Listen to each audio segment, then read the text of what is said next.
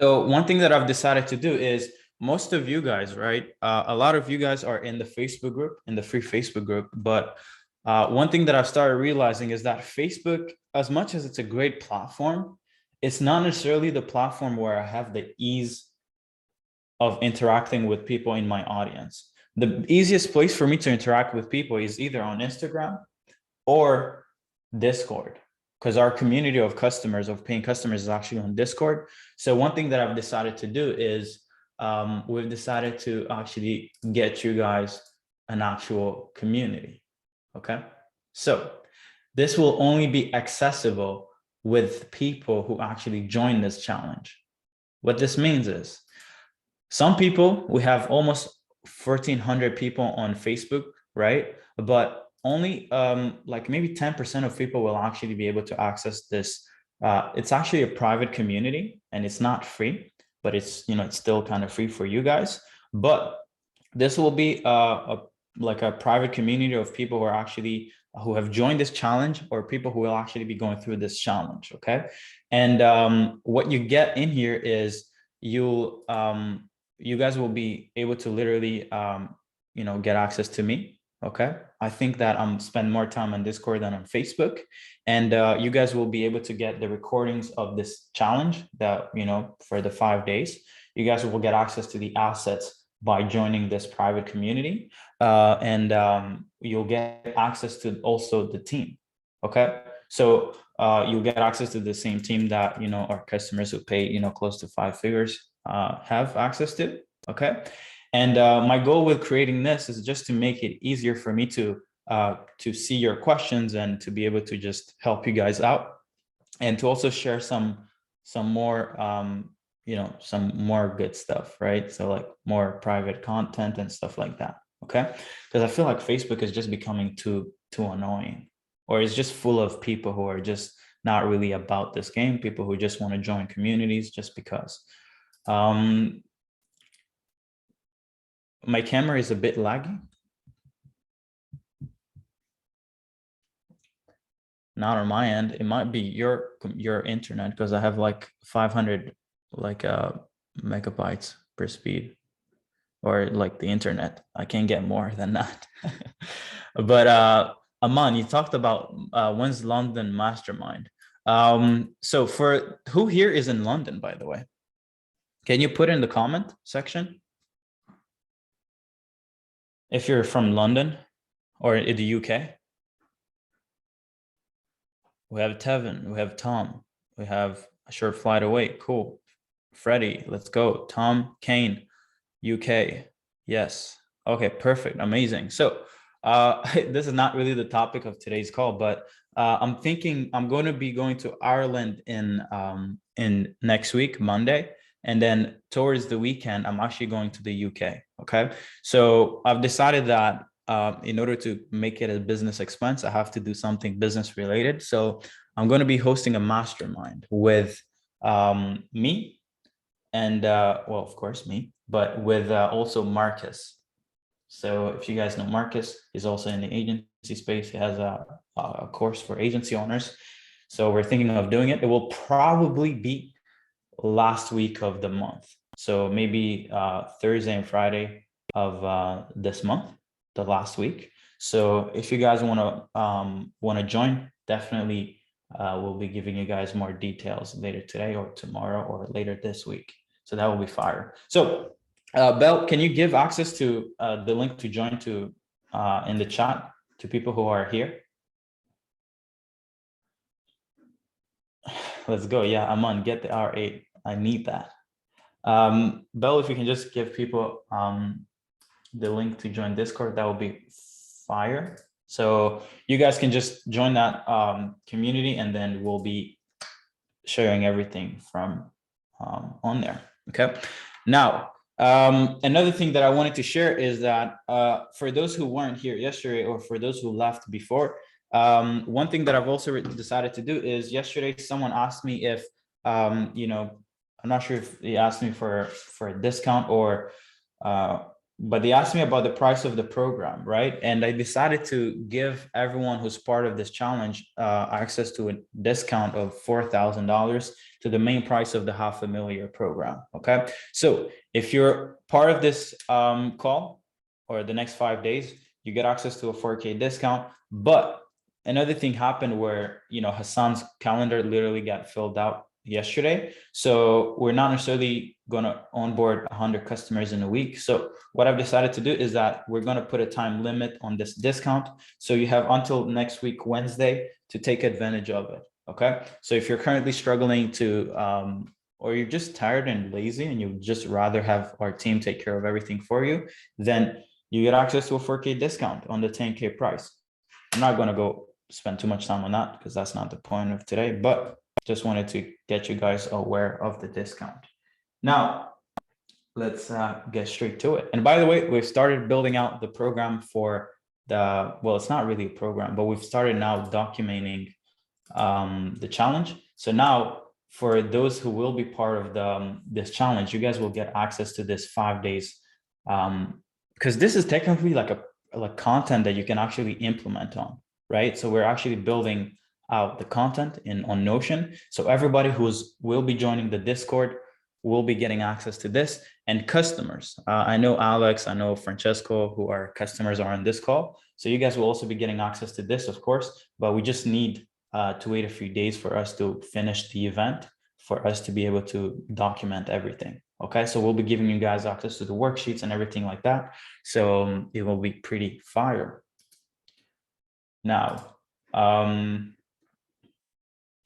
who's ready for me to get started? Let me know if you guys want me to get started, because I got some bomb stuff today to share. Let me know in the comments. I feel like we need to play some music, guys. I feel like I need to get hyped up.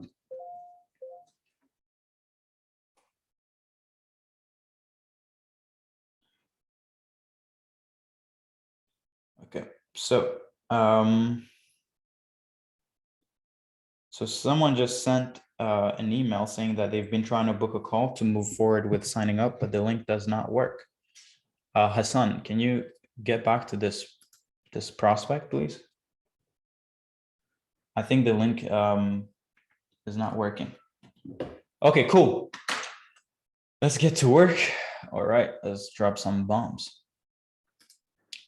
Let's get to it. Cool. So the topic of today is around how to niche down properly and how to dominate your market, but also how to create offers and create like perfect offers. Okay. And I personally think that this is probably one of the insight that if you have it, it's one of the underlying reasons that separates people who struggle from building really successful businesses and those who actually just make it rain, even if they're not really good at anything else besides finding out the right thing to sell and finding the right people to sell to. Okay. So I believe that if you know how to find the right market to sell to, and if you understand how to create the thing that they want the most, and you know how to sell it to them, then the only thing that is left is just make sure you have a Stripe account and you can actually take their money. It's literally that simple. Okay. Now let's get into it. So why is it important to niche down? If you're doing less than 7 figures a year and you don't have a specific niche that you're targeting, you're essentially making it harder for yourself to succeed in business. Okay. By not picking a niche, you'd end up doubling in multiple niches or sub niches, right? For like those who are in e-com, where you're up against competitors who have more money than you, a bigger team than you, a bigger brand. So when it comes to getting your outreach message heard, well, it doesn't count because these bigger guys are making a lot more noise than you do, right? So imagine me creating a new phone, right? And trying to go up against Apple, Samsung, and things like, and companies like that. It's almost impossible for me to get my message heard. And that's what ends up happening when people who are getting in this agency space or in this coaching space or really any online space, and they're like, oh, well, you know, I'm gonna just try to target everyone. And, you know, just by doing more, I'll just get more probabilities of success. But that's not true, because the more niches you're targeting, or the different avatars that you're targeting, the more competition you actually get to play with, right? And if you never pick a niche, you'll never really know what your specific avatar or ideal client prays for every night. In return, you'll never be able to craft a sales argument, a message that resonates with him or her, or build an offer, or even a delivery mechanism that delivers what your market is praying for. So by not being focused, you get to essentially nobody cares about you. And then the second thing is you never get good enough to know what your ideal customer actually wants. And if nobody knows about you and you're also not as good as you should be, then you have nothing to do in business. You're just gonna go bankrupt, right? Now, there is now the way that because this is literally me going from A to Z, right? I'm going to go over like how do you actually create a business, right? And there is a few ways that, there's two ways that you could build a business, right? There is the old way, which is the product development model. Companies used to use that before, okay? And then there is this customer development model, right? So what is the old way of doing things? Well, the old way was concept stage, right? A founder turns his passion and vision into a business plan, makes a hypothesis for the service or the product needed to be built, and then makes a hypothesis on the customers who will buy the product and where they can be found. And then they make a hypothesis on how they'll reach these customers. And finally, this leads to some basic assumptions on pricing. Okay. So the old way of doing things is the concept stage is like, okay, who needs Facebook ad? Or who are we going to serve? Okay, let's go after brands. Okay, cool. Then what is the service should we sell them? Oh, let's sell them Facebook ad. Okay, cool. How will we find these brands? Oh, well, everybody has been doing email outreach, so let's go after email outreach. Okay, cool, perfect. Now you make assumptions on how you build your business. Now the service, the product service development phase is the founder and his team get to work, start building the product and service, or start building their marketing and promotion programs, and start building sales assets and start targeting customers, right? So this is you just decided that you're going to go after brands. And then instead of, I'll go over the second way of doing things, but like in this stage, you would just be like, oh, let me go build a team, right? And then you would also build like your outreach team. You would get a VA and then do outreach, right? But then the alpha and beta test, right? It's a marketing, launches. So you launch your outbound prospecting campaign. As you guys will see, like some of this stuff is meant for like actual product businesses, not necessarily service-based businesses, but I'm trying to like attach it to, let's say, us who are running actual service businesses. So in this stage, this is where you would launch your outreach campaign. If you have capital, you would launch ads and hope to get customers for the main hypotheses that you made. But and then maybe you hope to get customers, and then you launch, and then try to scale.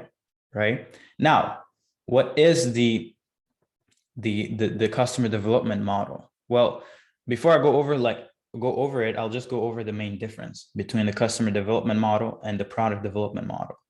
The main difference is that it doesn't assume that everything will be as forecasted.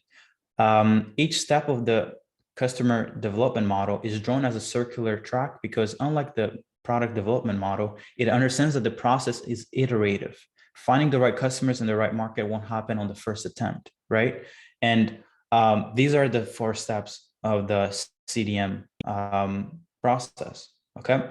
First, and this is, I know someone asked me like, oh, why go about finding, doing market research? Well, don't worry about that. Just focus on this.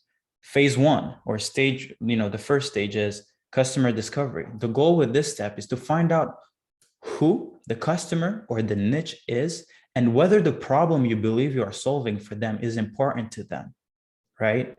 You need to prove if your niche, problem, and offer hypotheses are correct. And the only way of doing this is to get outside the building in order to gather feedback from the market about your product and service and problem, right? And this is really painful to me, because most of you guys, and this is why I really hate courses, guys. I hate courses so much. And that's why when people say, oh, Serge, do you sell a course? I'm like, no, I don't sell a course, right? And the mistake with courses is that you never actually start a business the traditional way.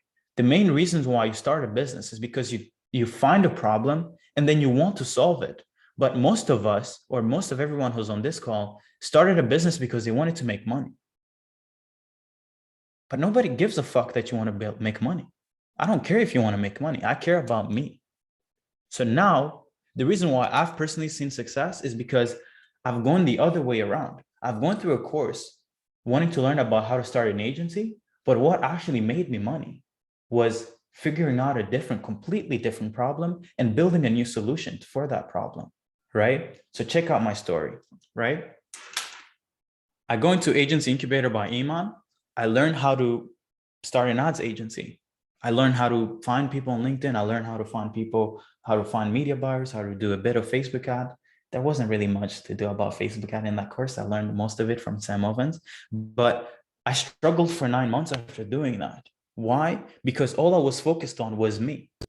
I didn't know an actual problem from the market. I couldn't tell what car dealerships were dealing with. I didn't know much about their backend. Even if I wanted to go after e-com, I didn't understand the e-com market. So what ended up happening is I end up making hypotheses and trying to go find customers, but I'm not really attached to a specific problem, right? But look at the different change. When I started doing outreach, I faced a pain that was ridiculous. I was like, how can I not get people on calls? And then I went out there and learned from, people like Nick Cosman and the SaaS industry, how they're doing outbound prospecting. And then I was like, I got like I forgot what it's called, but like I got a breakthrough moment. I actually understood how to actually make outreach work and what makes people want to get on a call. And then something happened. I was like, well, what if I've built a product and service around this solution that I just found out? And by realizing this, so you see, I went from, oh, let me just go and do what this guru is telling me, to looking at a pain, okay, and finding that pain solution to that pain for myself, and then building a product around it. So I already had product market fit because I would have paid myself to solve that solution myself. Okay. Now that's how you do, that's the customer. So the easiest way to have a customer like discovery phase and validation is just solve a problem that you're aware of. Stop thinking of Facebook ad. Facebook ad is not a solution. Facebook ad is just a vehicle that you use to solve a specific problem, right? So for those who don't necessarily have that who haven't necessarily gone through problems and built solutions for their own problems, then what you do is you would need to hypothesize on a problem, guys, right? Spend more time on which problem are you going to talk about. For those who are offering Facebook ad, one of the things that is happening right now is attribution issues. A lot of people are dying because they can't really get the right data, so they can't really make the right decisions to make consistent good decisions. Okay. Now, once you're done making hypotheses and you're going out, and by going outside the building, it means literally stop hanging around other agency owners, other online business owners who are broke, and actually go out there and start sending 100 outreaches a day just to get people to pay attention to you. Hey, I'm looking to solve this attribution issue. Is it cool for us to have 15 minutes where I can actually show you how we're thinking about solving it? Or if you're a coach and you're teaching people how to make money online, you're like, hey, I just built this really cool solution and I think it solves this problem really well. Is it cool for us to have a 15 minutes? I think it will be really valuable for you to, you literally gain. I'm literally going to give away the solution for free. That's something that I personally do.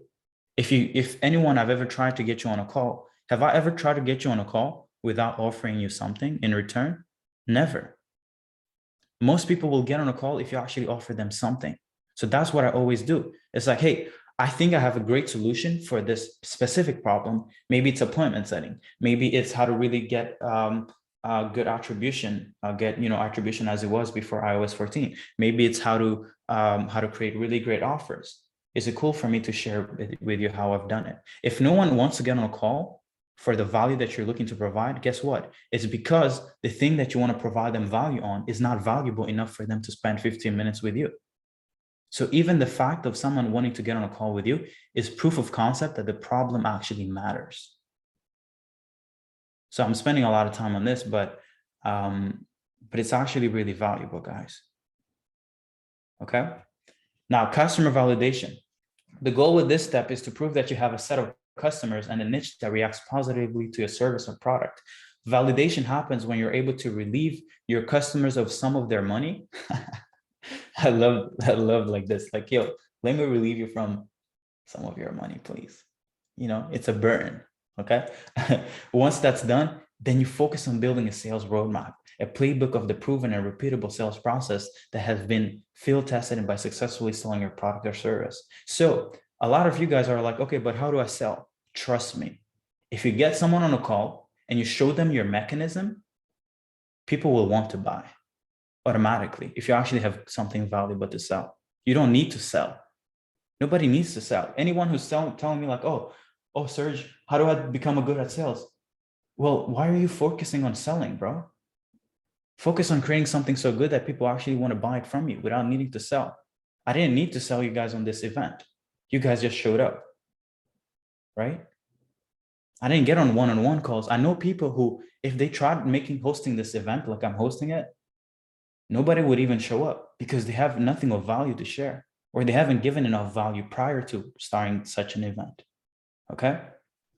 Customer creation, it's at this step that you fire up all the engines after getting a few sales and providing and validating your hypotheses. You're supposed to go heavy on marketing to create demand for your service or product and drive the demand into your sales channels, right? So once you've validated, once you've gotten money in, then you go crazy on acquisition. Okay. Company building. You know, a lot of you are like, oh, but you know, I don't have anyone to deliver. I don't have it. Man, trust me. Once you get money in the bank, you get pretty smart. Okay. Focus on relieving some of your customers' money. Okay. And by the way, look at this. If you're in this customer discovery phase and you need to stop, if it doesn't work, it's circular. You go back to the beginning. So if someone isn't interested in your main offer, perfect. Stop, go back to starting new mechanism, build new features, maybe target a completely different segment of your market. Okay, perfect. Now, niche selection. So this is like a checklist for me that I personally use, that I have in my mind to pick like, okay, who should I really go after, right? The first thing that I personally like to think of is, can I find them organically, right? A lot of you guys, or a lot of people will tell you, oh, find a niche that you're passionate about. Oh, find a niche that you're this and that. But it's like, are you crazy? Your passion will keep you broke. You know, I'm passionate about cars. And at first, last year, I was at my friends who had an office and I was trying to do cold calls, guys. Do you know how many cold calls I did in an hour? I did 5 cold calls. It was so painful. And if I would have stuck at that, I would probably be more broke than I was working a 9 to 5. Why? Because it was so hard locating them and even getting them to pay attention. So what I did was, okay, perfect. Now, the first thing that I need to do is just target people I can find online. I started with coaches when I started my ads agency. And it was pretty easy to find them on LinkedIn. Okay. I didn't know about Facebook before. If I knew about Facebook before, I'll probably already be making millions within that niche, which I'll definitely be making millions eventually in that niche. But one thing you need to understand is that, can you have and find them by just scrolling on your Facebook profile, on going on Instagram? Can you find them organically, right? This is literally the very main thing. If you're running an online business and you're trying to target people like locally and stuff like that, I just think you're crazy, right? Because it's friction. It will make it harder for you to succeed. Okay. Now, once you can find people in Facebook groups, once you can find them on Instagram, on LinkedIn, or you can, get their emails, then you're good. Now, the next thing is, do I know something that the rest of the market isn't aware of, right? I was listening on a podcast from a guy called, well, he's actually like a VC, or he's like an angel investor. And they were looking at, the guy asked him, it's actually from the podcast that I shared yesterday. The guy asked him like, hey, how do you actually figure out who are great entrepreneurs, or how do you actually get to pick great companies? And the guy was like, well, the main thing, or one of the things that we like to look at, is we like to find people who are living in the future, right? So it's people who have insights that could change the whole market, but that the market is not yet aware of, right? So look at things like Amazon, right? Jeff Bezos, when he created it, he wasn't settling for what's here today. He was building something that could potentially be crazy a few decades from now. And did he do it? Yes. Same thing with Elon Musk, right? Or same thing with Sam Ovens, right? Like they're literally created whole industries from just knowing something that the market is not yet aware of. And for me personally, how that looked for me is I knew, well, I ended up just falling by accident on it, was Instagram outreach, right? I started doing it when influencers were like, oh, no way, why would you target business pages, right? It's stupid. Only another agency will answer your messages and not even pay attention to you. But the truth is, I worked in an e-commerce company, right? That was making like, 400 million a year. And I knew that messages being sent to their Instagram pages were handled by a customer service rep who can't actually answer these inquiries. So what they do is they always forward it to the right department who can make the decision, right? So that was an insight that I had, that people who have 100,000 followers or subscribers on YouTube don't. They've never had a job in their lives, right? They've never been paid, like $20 an hour and shit like that, right? But that was an insight. So I was like, okay, cool. I know that we have a probability of sending 100 DMs and maybe 10 of them will actually end up to the right person, to the right decision maker. So while everybody was stuck sending emails, I was just revolutionizing this outreach and building a whole company just based on Instagram outreach. And, we had agencies who were making, zero money every month to agencies who are making 170K per month buying our services because they were like, whoa, we've never actually thought of this. And it's so simple, but yet so it works, right? Now, what is the market's desired outcome? What have they been trying to achieve this? How have they, what have they been trying to do to achieve this outcome? And what have been their obstacles? So you need to be aware of the desired outcome of a specific niche. You need to know what they're actually trying to achieve, but you also need to know what they've been trying to do, right? A lot of the time, the reason why markets buy services is because they're trying to improve on what they've been doing. So if you're trying to pitch to someone, you need to be aware of like, what have been your obstacles? Why haven't you already achieved it? And by the way, what is an outdated process that you've been following? So for me, a big angle that we use for our acquisition system is like anyone who tells us, oh, I'm doing email outreach, or oh, I'm doing LinkedIn outreach, or oh, I'm doing myself Instagram outreach and I'm doing 20 DMs a day, or anytime I hear that, I'm like, okay, then we need your money because you're just crazy. You need to buy our services. Okay. So I already know anytime that someone tells me about something that they're doing which is wrong, like a light bulb goes off in my mind. Okay. And have I solved the problem for myself or know anyone who has created a perfect solution? You need to know how to solve the solution, guys, right? If you either haven't done it yourself or don't know anyone who's created a perfect solution, then that's also is going to make it hard for you to actually get a really good time serving a specific audience. Okay. And then the other one is, can they afford my solution? This is pretty straightforward. Can I find someone to deliver on the solution? Okay. You don't want to be the person who's just starting up in the game, right? You don't want to be the first Facebook ad expert, right? Let's say in 20, I don't even know, in 20 like 09, like you didn't want to be the first person to do Facebook ad, right? Or in 2011 when this stuff was actually launched. You need to be able to delegate it really fast, okay? Unless you're Elon Musk and you want to literally just change the whole world and you have a lot of money, okay? So this is it. This is a simple process around creating niches and, finding people who to sell to, okay? Let me look at some of the questions.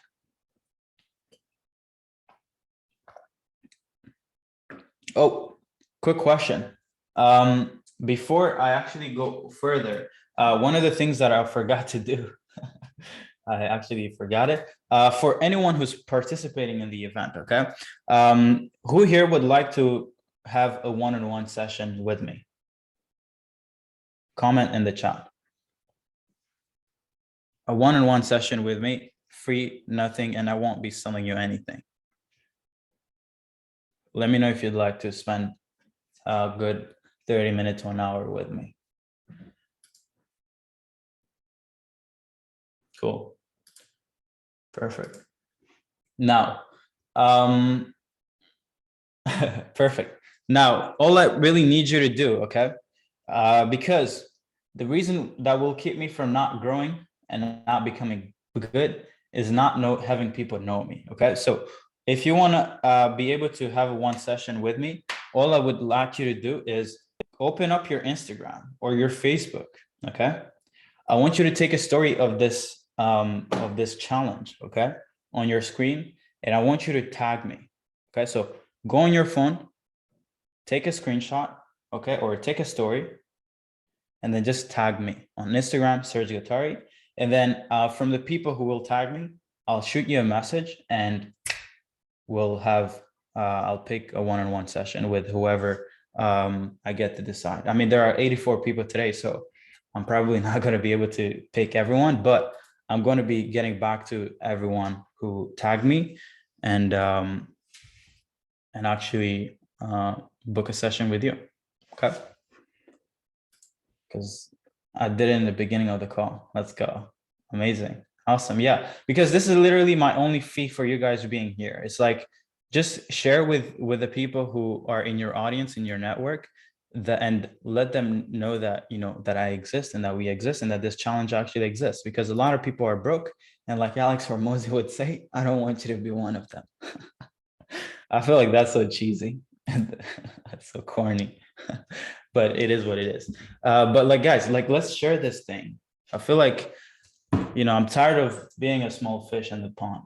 I feel like I have something great out here, and a lot more people need to hear about it. Perfect. Let me know when you've done it. Zoom in a little. I've already zoomed in a little bit, guys. How many, do you want me to zoom in? Do you want me to beat this one with the screen, guys? Let's go. Thank you, guys. I appreciate everyone who's doing it. Thank you, Keelan. Thank you, iPhone, Nick, Eden, Don. Let's go. Love it. Awesome. Thank you all. I appreciate it. I really appreciate it. So, offer perfection. Okay. Actually, talking about Alex Hormozy, a lot of the stuff that I'm about to share is from his $100 million offer, because I think that he did a great job at, you know, just synthesizing the information and how to do it really properly. Okay. So check this out. Offer perfection. Okay. How do you actually create value? Okay, beginning of 2020, right? So in January, I was probably charging around $850 to $1,000 per client on average for our appointment setting service. Today, our average ticket price per customer is $8,000 to 10K. Okay, now, well, how was I actually able to 10x the prices of our services? Right? It's pretty simple. I just decided to deliver more value to each customer, and something that not many people will tell you, I simply grew a brand, right? This is so crucial, guys. Oh my God. I know a lot of people will be like, oh, you know, Serge, how do I create great offers? Well, to be honest, of course, there is the stuff that I'm about to share with you, but if you don't have this, right? And the way you get this is by putting yourself in front of more people, right? It's being vulnerable and putting yourself in front of, to just be criticized, right? You know, someone told me like, oh, how do you deal with hate online? Well, man, that hate makes me so rich that it's ridiculous, right? So it just comes with it. Okay. So I'm going to share with you the exact step-by-step process you need to follow to create tremendous amount of value. But I want you to realize that there will always be something missing if you don't create a brand. If you're not Apple, you'll never beat Apple. I don't care if you have the best software or the best, you know, engineers. Okay. Now let's get into the value equation. So there are 4 components or 4 parts of creating a great offer. Okay.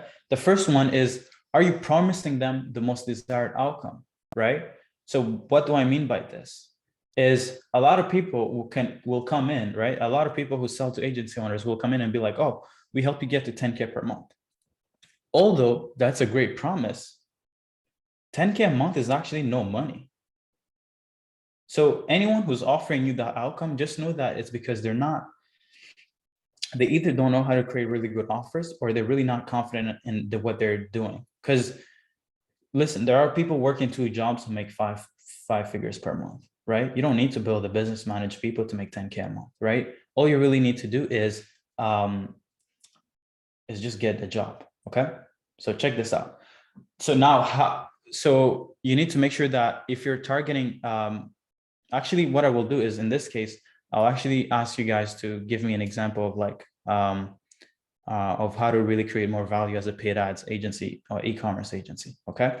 But for now, I'm just going to go over it. Like, so the promise is, are you offering them the most important thing that they want, right? Which it could be revenue. Are you offering the biggest amount of growth? Are you offering them the most amount of reduction in the cost to, let's say, acquire customers? Okay. So whatever it is the promise the most important thing for them? Okay. And then the perceived probability of achieving the outcome is when they see you online, do they feel like they can actually achieve the success by working with you, right? So for people who have private Instagram accounts, people who have no content online, right? How do you expect people to feel like they can actually succeed by working with you, right? So the perceived value, or no, the perceived probability of success, it happens by just looking at where you're at online, your sales assets, and being able to establish is like, okay, is this guy actually real? So for these two metrics or these two components, you need to make sure that you increase it to the as much as you can. Okay. But the next one, which is under this thing, which I personally focused on the most, is the time delay and the amount of effort and sacrifice to achieve the outcome. Time delay is probably the most important one. It's imagine Amazon, right? If you ordered something today, if I ordered something today, I would probably get it tomorrow, right? And that kind of delivery brings so much amount of value to a customer, okay? And I give an example in the training in our program where I tell customers like, hey, imagine if you sign up for the $500,000 program and I could get you 50K a month in less than 24 hours. How much do you think the program would cost? How much would you be willing to pay if I could get you guys to 50K per month in less than 24 to 48 hours? Let me know in the chat.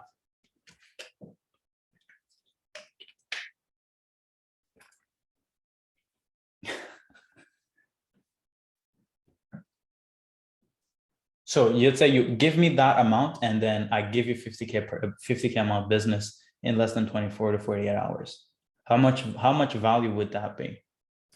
So someone said 100K, 30K, 50K, 50% of it, 1 million, 30% of profits, 50K, 250K, 97 bucks. Okay. So check this out. I promise you that if I can go to like a VC fund or whatever, or someone who invests in companies and told them, hey, I can give you a 50%, 50K a month business cash flowing, I promise you that they would probably give me like 5 million. Why? Because the speed and the value of it is ridiculous, right? They don't have to manage employees. They don't have to wait for outreach to work. They don't have to do any of that.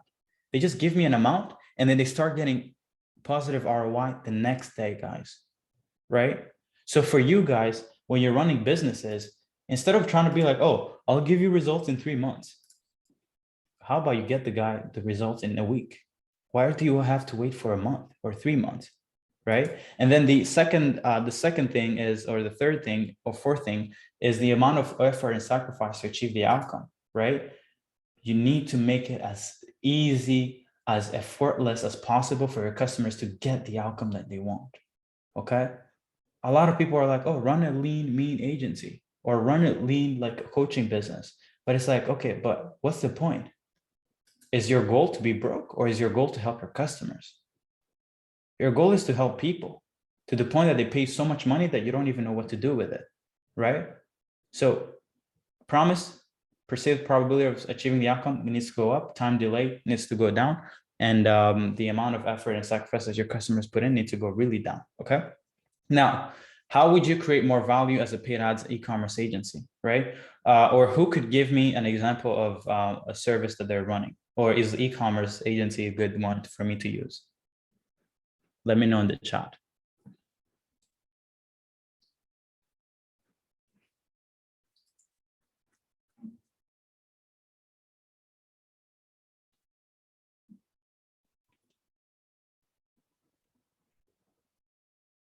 Okay, cool. I guess e-com is good. Okay, perfect. Now, so a lot of people in e-commerce, they do something like this, right? They're like, the traditional offer is, oh, I'll help you add 6 figures per month. in rev, right? But the truth is this necessarily the most enticing promise? Maybe, of course, everybody likes growth. But what if I told you that something more interesting would be get you sales or add an extra 6 figures without you needing to spend a dime on ads, right? Why is this promise more enticing than this one? Because what comes with this one is more cost to them. A lot of agencies are like, oh, I'll add an extra 6 figures per month. But do you know what actually requires them to add an extra 6 figures per month, guys? It's not just like, it's not magic. They need ad spend. They need ads. They need ad spend. They need to pay your retainer. They need to buy the actual stuff to fulfill. They need to build this customer service center. They need to make sure that their operations is good. They need to make sure that boxes are getting shipped out on time. They need to make sure that COVID is not creating some issues in like just fucking shipping, right? So what if you are able to not just get them sales, but reduce the actual cost to get those sales, right? The promise, that's much more enticing than just offering them more revenue, right? So that's an example. That itself is more valuable, right? Now, perceived probability of success by working with you. How do you actually increase this? Is you post a lot of content. About what?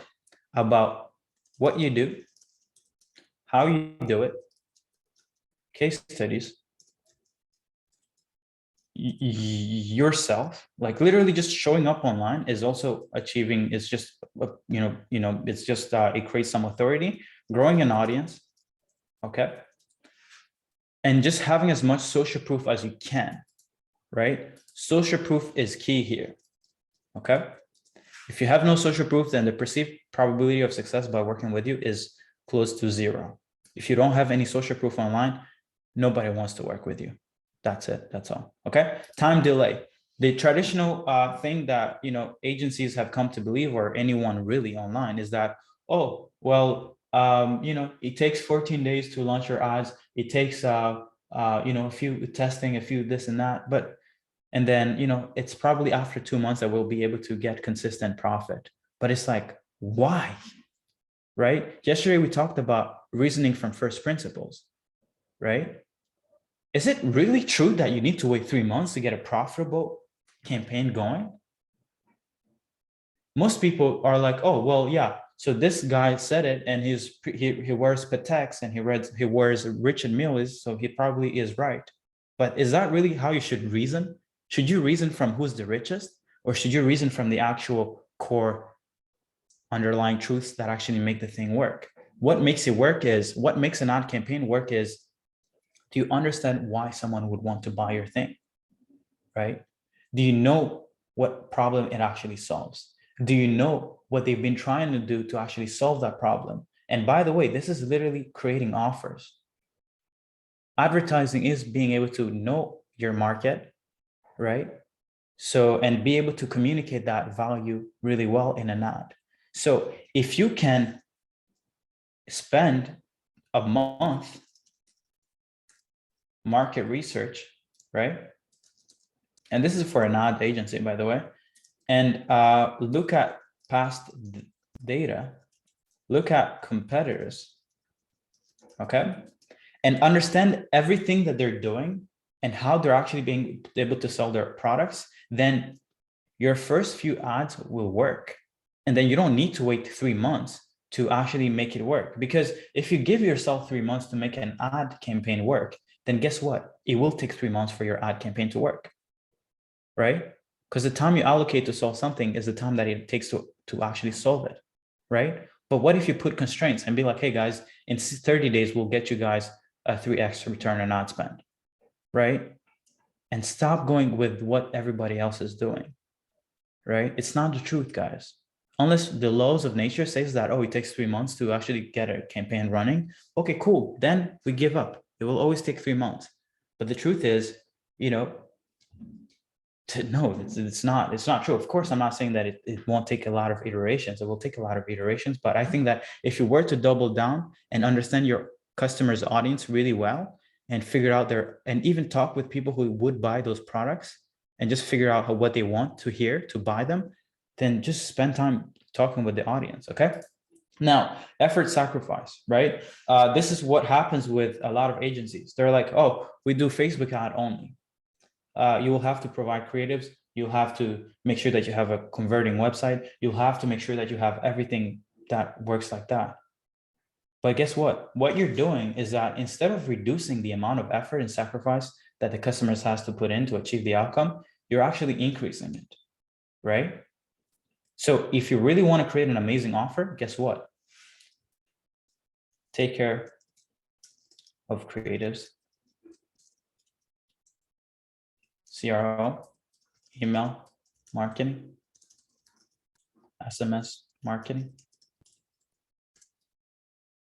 hiring media buyers, everything that stands between the desired outcome and the customer. I promise you, if you can do this, everybody will want to buy your thing, right? If you can look at everything that stands between you, no, not you, but the customer and their desired outcome, and literally take care of removing all these obstacles, you get to build a successful business.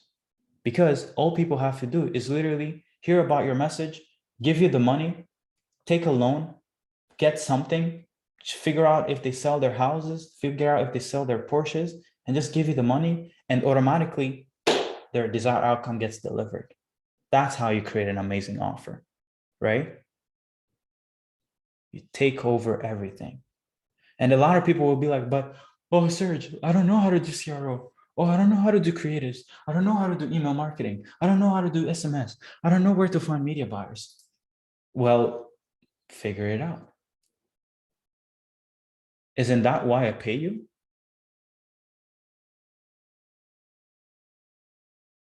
Nobody buys your service because you do half the work. People come to you and give you 10 grand, 20 grand. Alex Hormozy gave Grant Cardone like 120 grand for 4 hours of his time. Why do you guys think he did that? Why do you think someone paid 120 grand for 4 hours of his time? Because Grant Cardone has gone through the trenches. He's done it. He's grown a six-figure, no, 150K, 50 million a year business. And he's grown a $2 billion real estate investing thing. He has done the work. If Grant Cardone would have just settled to just make 10 million a year and maybe grown a 10 million real estate portfolio, do you think Alex Hormozy would have paid him 120 grand for 4 hours of his time? No. So you have to become valuable. Go through the trenches. Stop, like I say, stop being a little bitch, right? And the truth is, there is someone out there who's willing to do creatives for you for a specific fee. There is someone who's willing to do CRO for a specific fee. There is someone who's willing to do email marketing for a specific fee. There is someone who's willing to do SMS marketing for a specific fee. So now your ability or your limits will be, are you smart enough? Are you disciplined enough? Can you think big enough to be able to build a team that can do all this stuff, right? And we have a customer who pitched a brand 2.5K for Facebook ad. And guess what the brand did? They said no to his offer and went and found an agency and gave them 17K per month. They refused to pay 2.5K and they went and found someone who's charging them $17,000 a month to do the same bullshit, guys.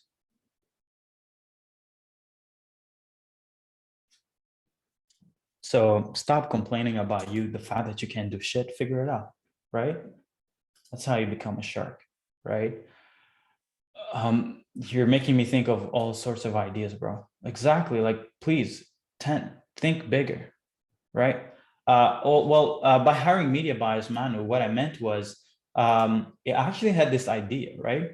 Of what if instead of trying to like sell your agency services, what if you actually helped e-commerce companies get in-house media buyers, right? Because a lot of brands are tired of hiring agency owners. So what if you could build an offer around, hey guys, we help brands get media buyers who are really good with TikTok ads, YouTube ads, Facebook ads, and all that good stuff.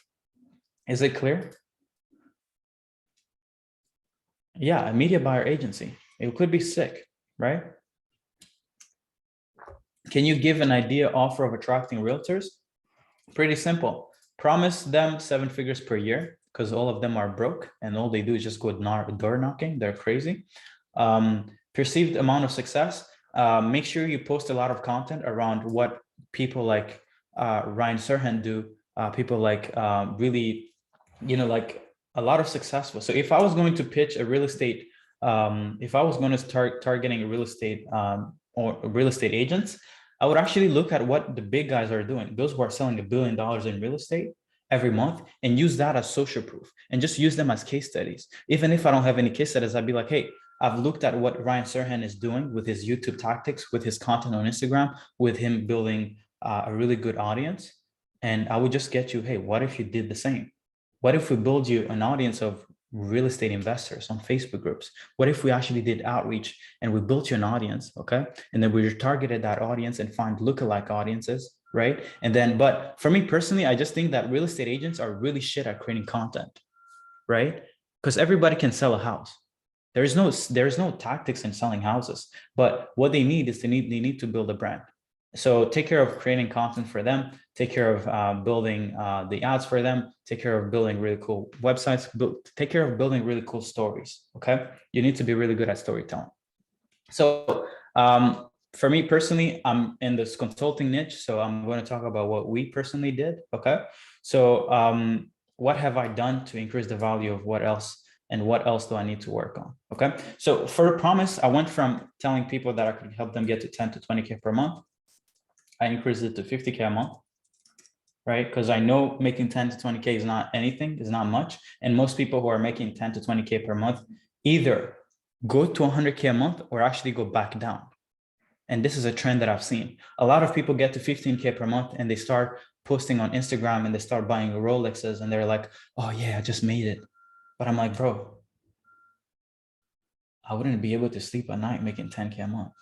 Although I actually do make less than 10K a month. I'm making less than that on payroll, but anyway, that's that. It is what it is. So we changed that, okay?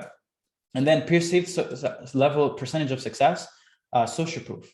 I worked a lot on social proof, right? I got customers to share testimonials. We got customers sharing testimonials of them jumping out of a plane. We got customers, going from like literally struggling for like 2 years to, at 17 years old to being able to make 9K per month in 5 weeks after joining the program. And I share a lot of that. I share a lot of the wins. I share a lot of my wins, right? So I did that. Time delay. What we did is that we try to shorten down the time of success, okay? And this is a bit tricky to do within the consulting coaching space because as much as we want to get stuff done, some customers don't necessarily aren't necessarily 100% in or have some limiting beliefs, so it tries to delay the actual results, okay? But my goal is that in 4 weeks customers can generate at least 5 to 10K in new MRR. Okay. So we're going to transition, earlier this year to focusing a lot of outbound prospecting to just leveraging audiences. Okay. Because I figured out that having an audience is the fastest way to make money. Right. So I'm going to be building a process around, yes, getting Instagram outreach rolling, yes, getting Facebook outreach going, but I'm going to be getting a lot of customers to just focus on audiences because this is the fastest way to cut down the time. Instead of kept telling them, hey, you'll make 10K in 2 months, I'll be like, hey, you can actually make 10K by the end of this week if you access this audience and if you make these posts exactly like I'm going to cover them. Okay. Effort and sacrifice. Oh my God. We'll be talking about this, but we did a lot of stuff in here, right? We take care of the VAs. We train them, we find them. Okay. We hire VSL creators. So customers, if they don't want to make looms anymore, we've created a training. Actually, let me show you guys. Let me show you guys in the program. So if you are part of the program, okay, let me zoom in so that you guys can see. All right. If you're part of the program, you get access to things like this. Okay. Actually, this is not here. So this is the program, is here. But when you're part of the program, you get access to our VA pool of candidates. Okay. So we have like a pool of virtual assistants that we train. Okay. So we have all these are new applicants that come through, right? We get them to share what experiences they have, their resume, their looking for full-time. I'm currently unemployed. I just finished 1 year, blah, blah, blah. So you get to see who you want to talk about. So all you have to do is just book a meeting with someone, and then we'll, if you like them, then we'll get them into training. Okay. If you're tired of making looms yourself, then perfect. Then, we have applicants who come in, and then we'll just literally train them. We'll get them to go through the program that is for VSL creators.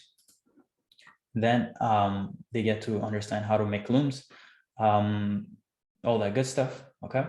But let's say you're like, oh, but I don't really know how to find contractors. I don't know how to find media buyers or things like that. Okay, cool.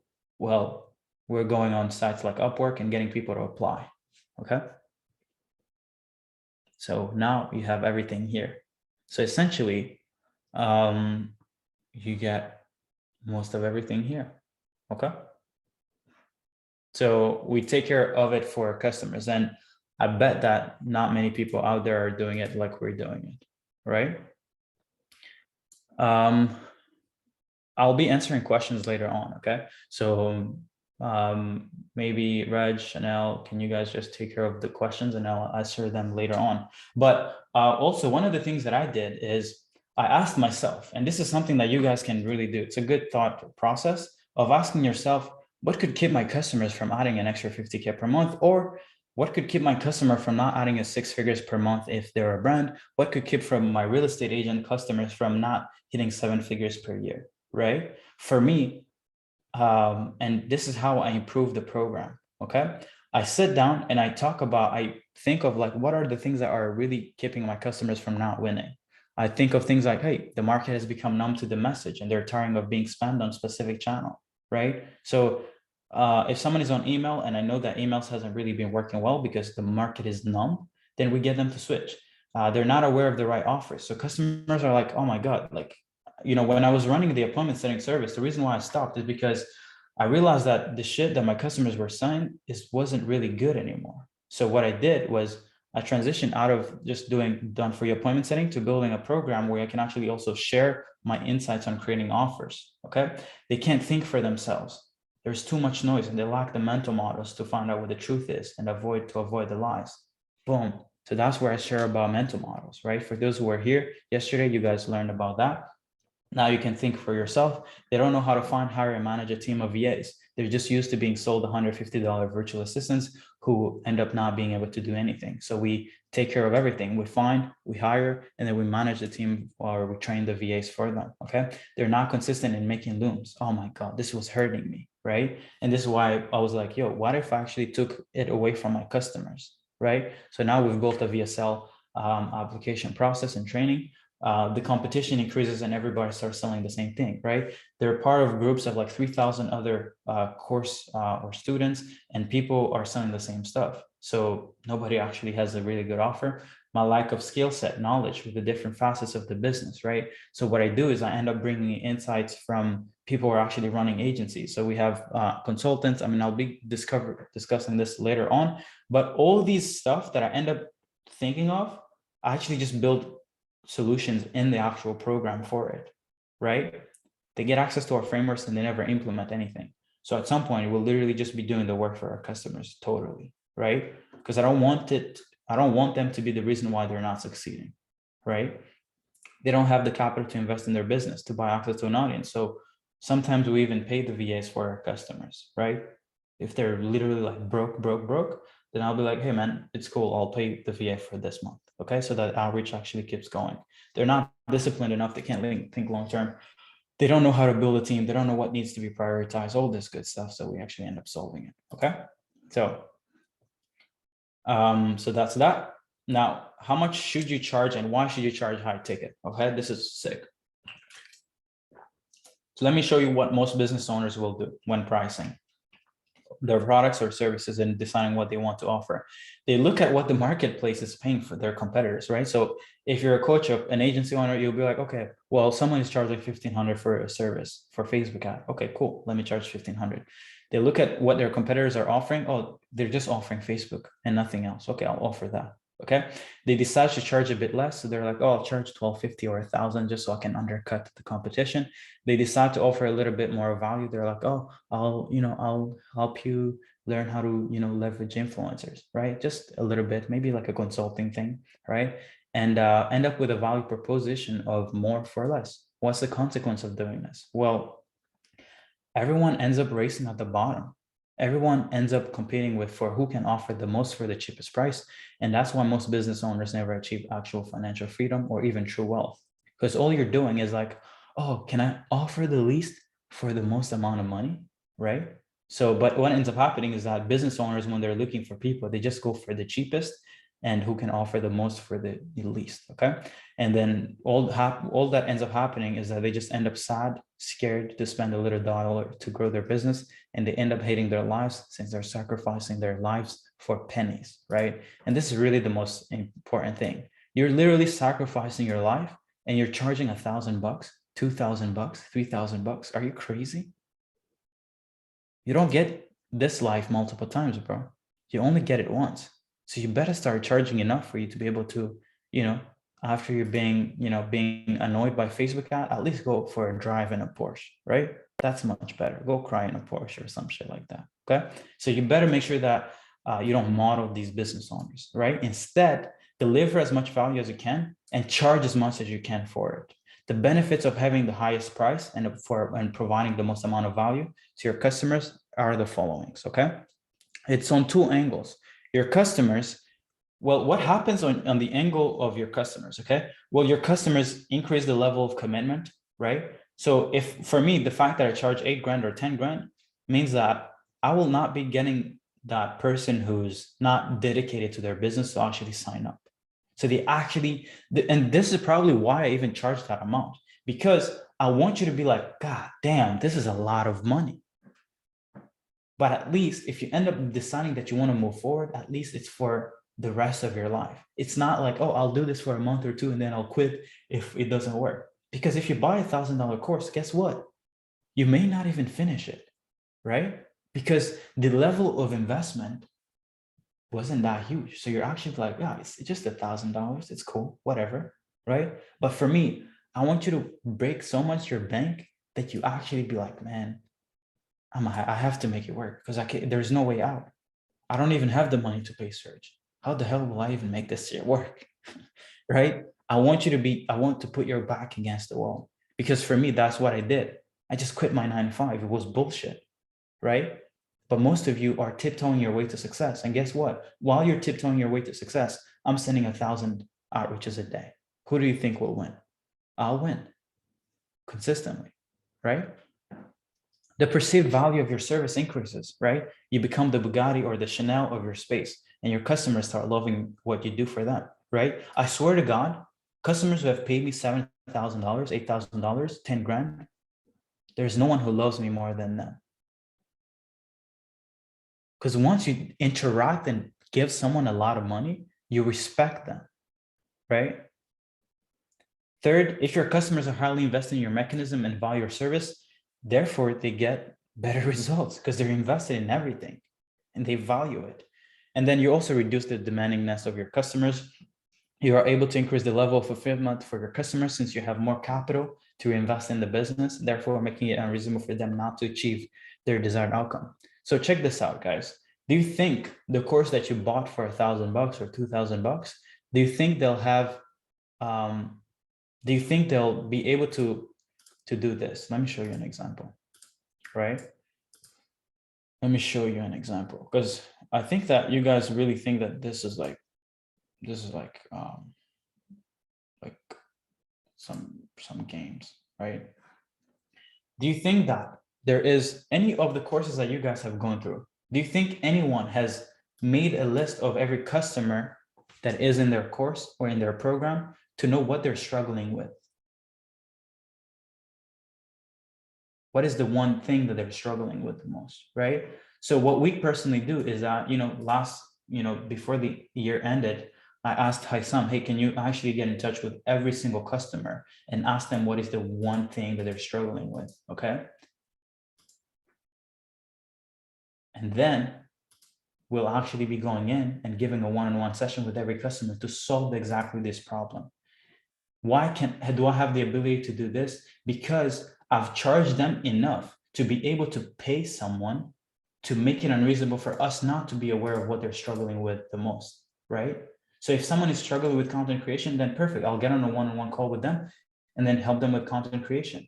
But if I would have charged them $1,000, I would not have made sense of paying someone, a few grand a month to get on a call with you. It's impossible, right? So the fact of me charging a lot of money helps me make it unreasonable for my customers not to achieve the outcomes, because we always put money back in the business to make sure that they're getting served. Okay, but I bet that no other influencers even knows that you side the coach that I'm working with does it. Okay, cool, that's great. Then he has a good business, right? For your business, right? For you and your business, you start generating a lot more profit. You increase the perceived value of self, right? Your business becomes the number one in the game, more social proof, more everything, since you've built it an airtight process to make sure that everyone who enters your systems comes out with a desired outcome.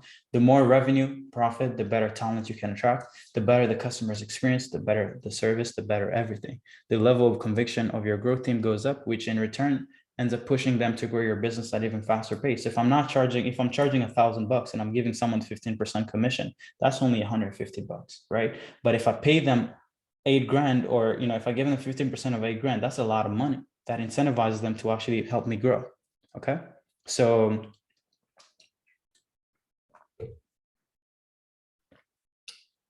yeah, so it's a win-win. So essentially, it's a flywheel. If I charge 10 grand, I attract the better quality customers who are more committed.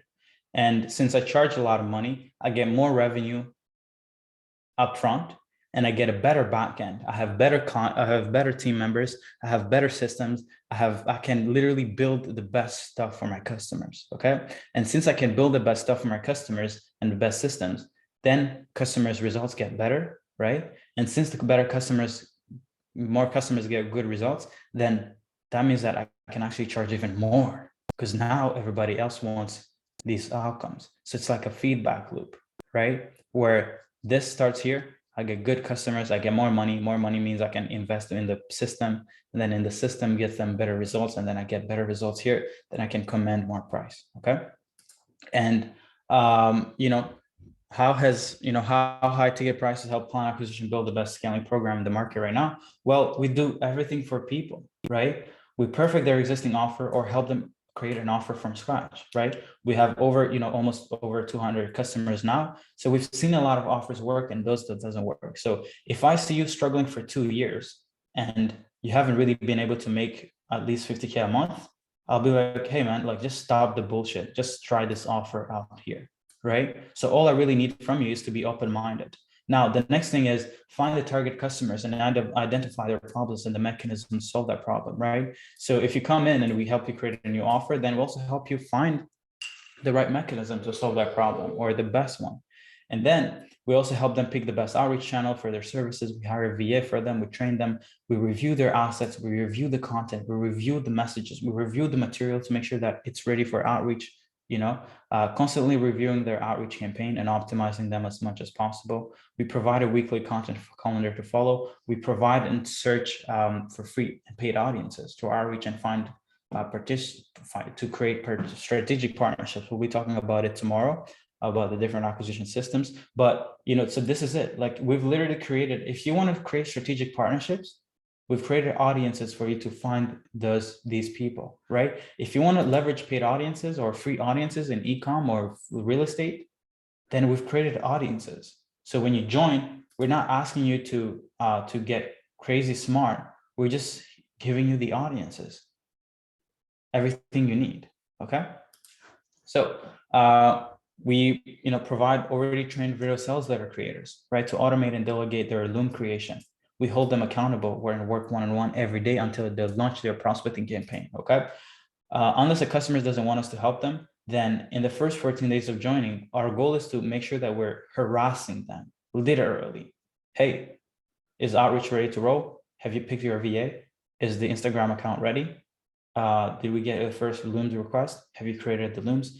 Do you need help creating the Looms? We want to get that in the first 2 weeks of everything. We get stuff done because it's in the first 2 weeks that are so crucial. And if there is a customer on this call right now who hasn't really started their campaign, please, please, please get to work, right? Providing a list of work hires, like I've showed you, we have VAs, contractors, media buyers, sales reps. I've paid for customers VAs, when they couldn't afford them. If I can help you with a specific problem, then I hire the best experts at it and get them to support you for free. So, like an example is Safe has been able to book 23 meetings with an e-com, with an audience, right? With a paid audience. So instead of being like, hey, I'm the best at everything, I just told Safe, hey, let me pay you $1,000 per month. How about you just host a few support calls and actually show exactly what you're doing, right? So if you're part of the program, of course, I have built processes around how to leverage audiences. So like I'll show you guys real quick. So if you go in client acquisition systems and you go into leveraging paid audiences, we have everything, like the different content to post. We have the different traffic, how to actually generate traffic, how to find the people, how to do all this stuff, how to convert the traffic. We have building relationships, right? So if you're like, oh, how do I actually, get to talking with people? We have that. We have, how to manage your own Facebook group and all that good stuff, right? We have brand and audience and how to troubleshoot it. But guess what? I paid Safe so that he actually just show them how he's actually implementing everything himself, right? So you'll have videos from literally Safe. I don't know why it's not working. So you literally have videos of Safe showing you how he's leveraging audiences, right? And he also has a lot of support calls. So it's not just this. You'll have support calls of him doing it himself, right? And Sean, he's a media buyer who's generated 26 million from $3 million ad spend. He does support call with our customers. So every Saturday, he's on there or on Discord. If you want to ask him a question, right? You can just jump on there and literally ask him any question you need about, it's not just about Facebook ad, but it's about how to really scale brands using growth or paid acquisition, okay? Or I've never actually run an agency myself. And a lot of people are like, hey, Serge, but you can't, why can you, why are you preaching this and that? But, you've never actually walked the walk or, walk the talk or talk the walk, whatever bullshit they fucking say. I'm like, well, I don't need to walk the talk or talk the walk or do the shit. I just get to pay someone to support you who has done it. I don't have to be Warren Buffett to get Warren Buffett to do some work for me. Okay. So please pay attention. And, a lot of influencers are focused on like just scale. So they're just focused on selling you the cheapest thing they can do, the cheapest thing that the least amount of effort that they can do from them. And they end up just giving you, a cheap product, right? And here's how high ticket prices have helped a few of our customers. Patrick came in. He had been in other programs out there, so you've probably seen him in some of the interviews. But he jumped in and he started charging like $1,750, right? A week ago, I would have pitched max 3K, right? Or and then he hit 10K a mark, 10K a month, like a month or two later, right? And then here is Patrick, right? And this is a story about good offer and the right pricing, right? Joseph has went in Iman course. I think this is the first agency course that he ever bought. It was in 2019. And he, from 2019 till 2021, he had never signed a single customer, right? And a month after he actually started by working with me as a sales rep, and he had already access to the program, right? And at some point he just like, hey Serge, what if I actually paid you to actually help me, right? But he actually had already access to the program. But he was like, the thing that happens when you start working with me is I tell you about the importance of just commitment, right? And just going all in with the thing that you want to do. So I guess it just, he just started vibrating at the same frequency, and he decided that he actually wanted to commit even more. He paid $3,000 at the time to join the program. And I told him like, hey, I know you've been trying to sell Facebook ad for a minute now, but it has only cost you 2 years of your life with no result. What if you actually started selling CRO? And I told him, hey, start offering CRO, leverage strategic partnerships instead of trying to do outreach the organic way or the traditional way. And he went in a specific group. If you were part of the program, you will see how he did it. And he found someone who just literally sent him a customer. He looked at the potential of the improvement that they could bring, and they could literally add an extra 80K per month for the brand that they got. So he just charged 10% of that, and it was $8,000. And I'm not sure who has ever gotten his first deal to ever be $8,000, but it definitely feels fucking great when you can make this kind of money on your first customer. Okay. So the key here was he found a better mechanism. And the second one is that he simply charged a lot of money for it. Right. So even if, right, Joseph is like, oh, but I don't know anything about CRO. I swear to God, Joseph knew zero, literally nada about conversion rate optimization.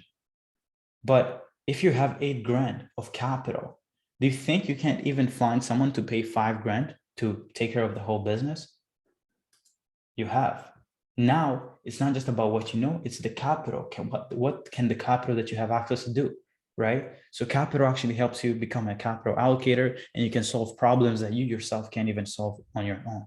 Okay. That's what he did. So how do you communicate your value with your market? By the way, is this thing helpful that I'm sharing? Let me know in the chat. I'm going to pull out a loan, no Kizzy, stupid value from Serge. Yes, sir. Yeah. Thank you guys.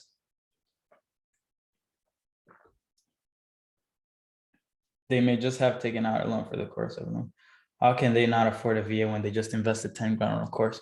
Yeah, I mean, some people join in our program and invest their last penny, literally. I mean, it's kind of not necessarily like a bad decision, but of course it's a risk. And I always tell customers that it's a stupid risk to even sign up in our stuff. But you have two risks. You have either the risk of keeping the money in your bank and potentially having a harder time scaling, or just going broke, and just going broke at least for the right reasons, right? So at least go broke and then we'll pay for your VA. But yeah, anyway, I'm just joking.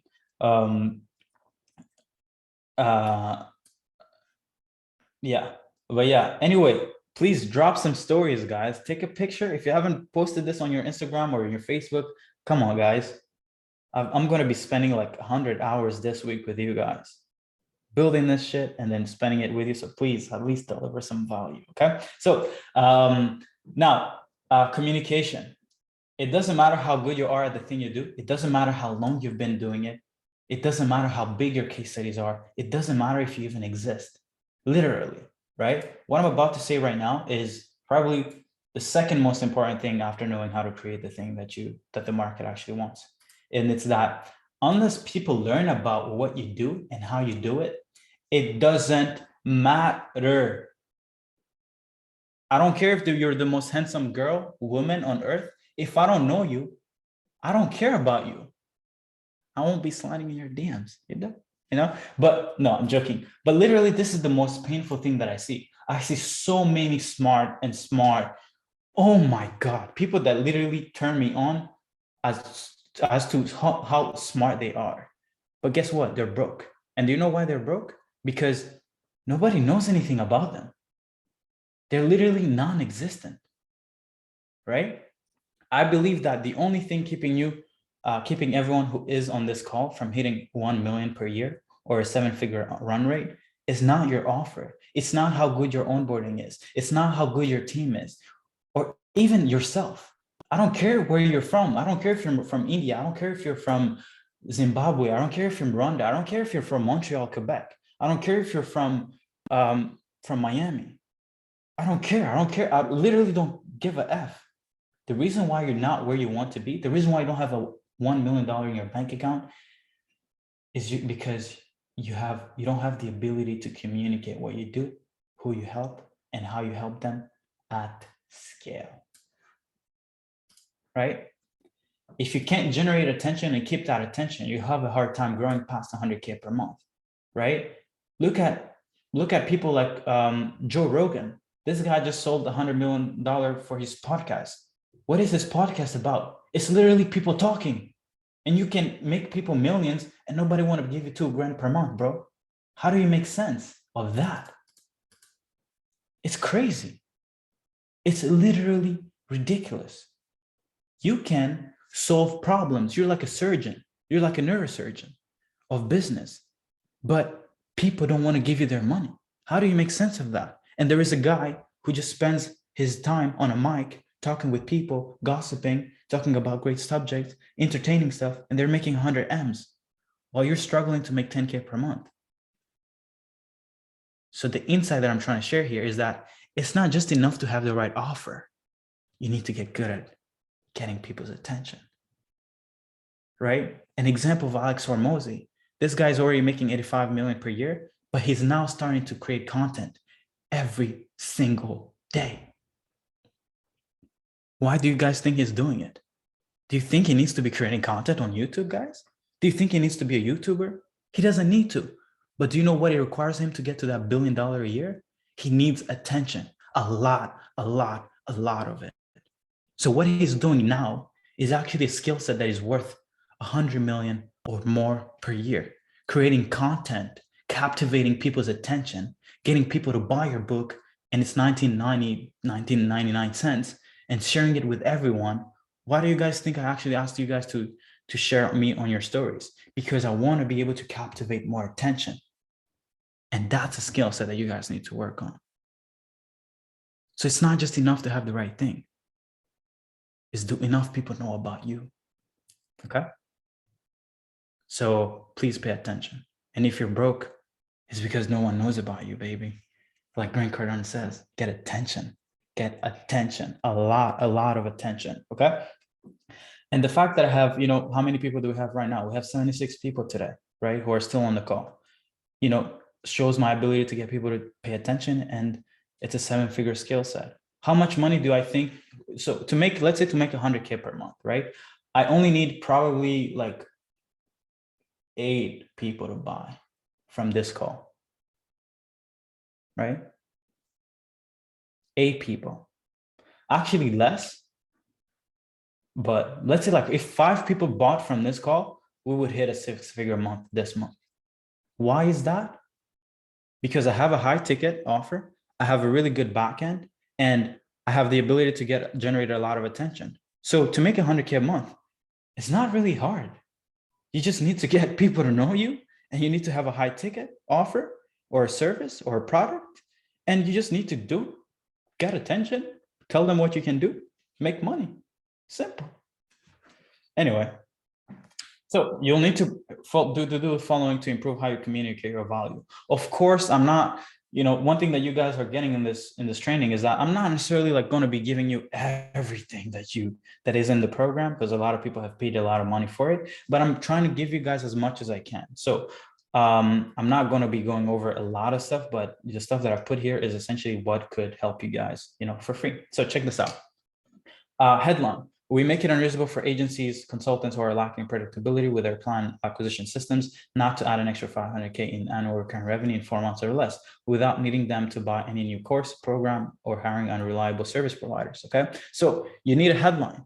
Who do you help? Where are they in their journey, right? So this is really important. You need to know where people are at in their journey. So if you help people get to 50K per month, then are you helping people who are just, under 5K per month? Are you helping people who are just getting in the game? Or are you helping people who have been at it for a few years but haven't been able to hit it? Like, be clear on where they're at on the journey of achieving their desired outcome, especially if you're selling to brands, right? Or if you're selling, yes, brands, most importantly, like you need to know, are you helping brands that have already tried Facebook ad and not succeeded at it?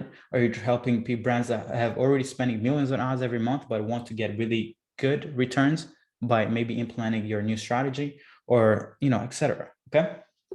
You need to get clear on what you help them deliver or what you deliver to them, right? So describe the promise. For us, the promise is add an extra 500K in annual recurring revenue. What pain do you get them to avoid, right? This is also crucial. You need to know what people have tried before. So you need to actually get them to tell them like, hey, you won't need to buy any more courses. You won't need to buy any more programs. You won't need to hire any more stupid appointment setters who can do nothing. You won't need to buy any other VAs, okay? And then the timeline, if you want, you could add 4 months, you could add 3 months, you could add 10 days. It doesn't really matter, but timeline is also good, okay? The second thing that I personally need, you need to be good at to really be able to communicate. You need a story, guys, right?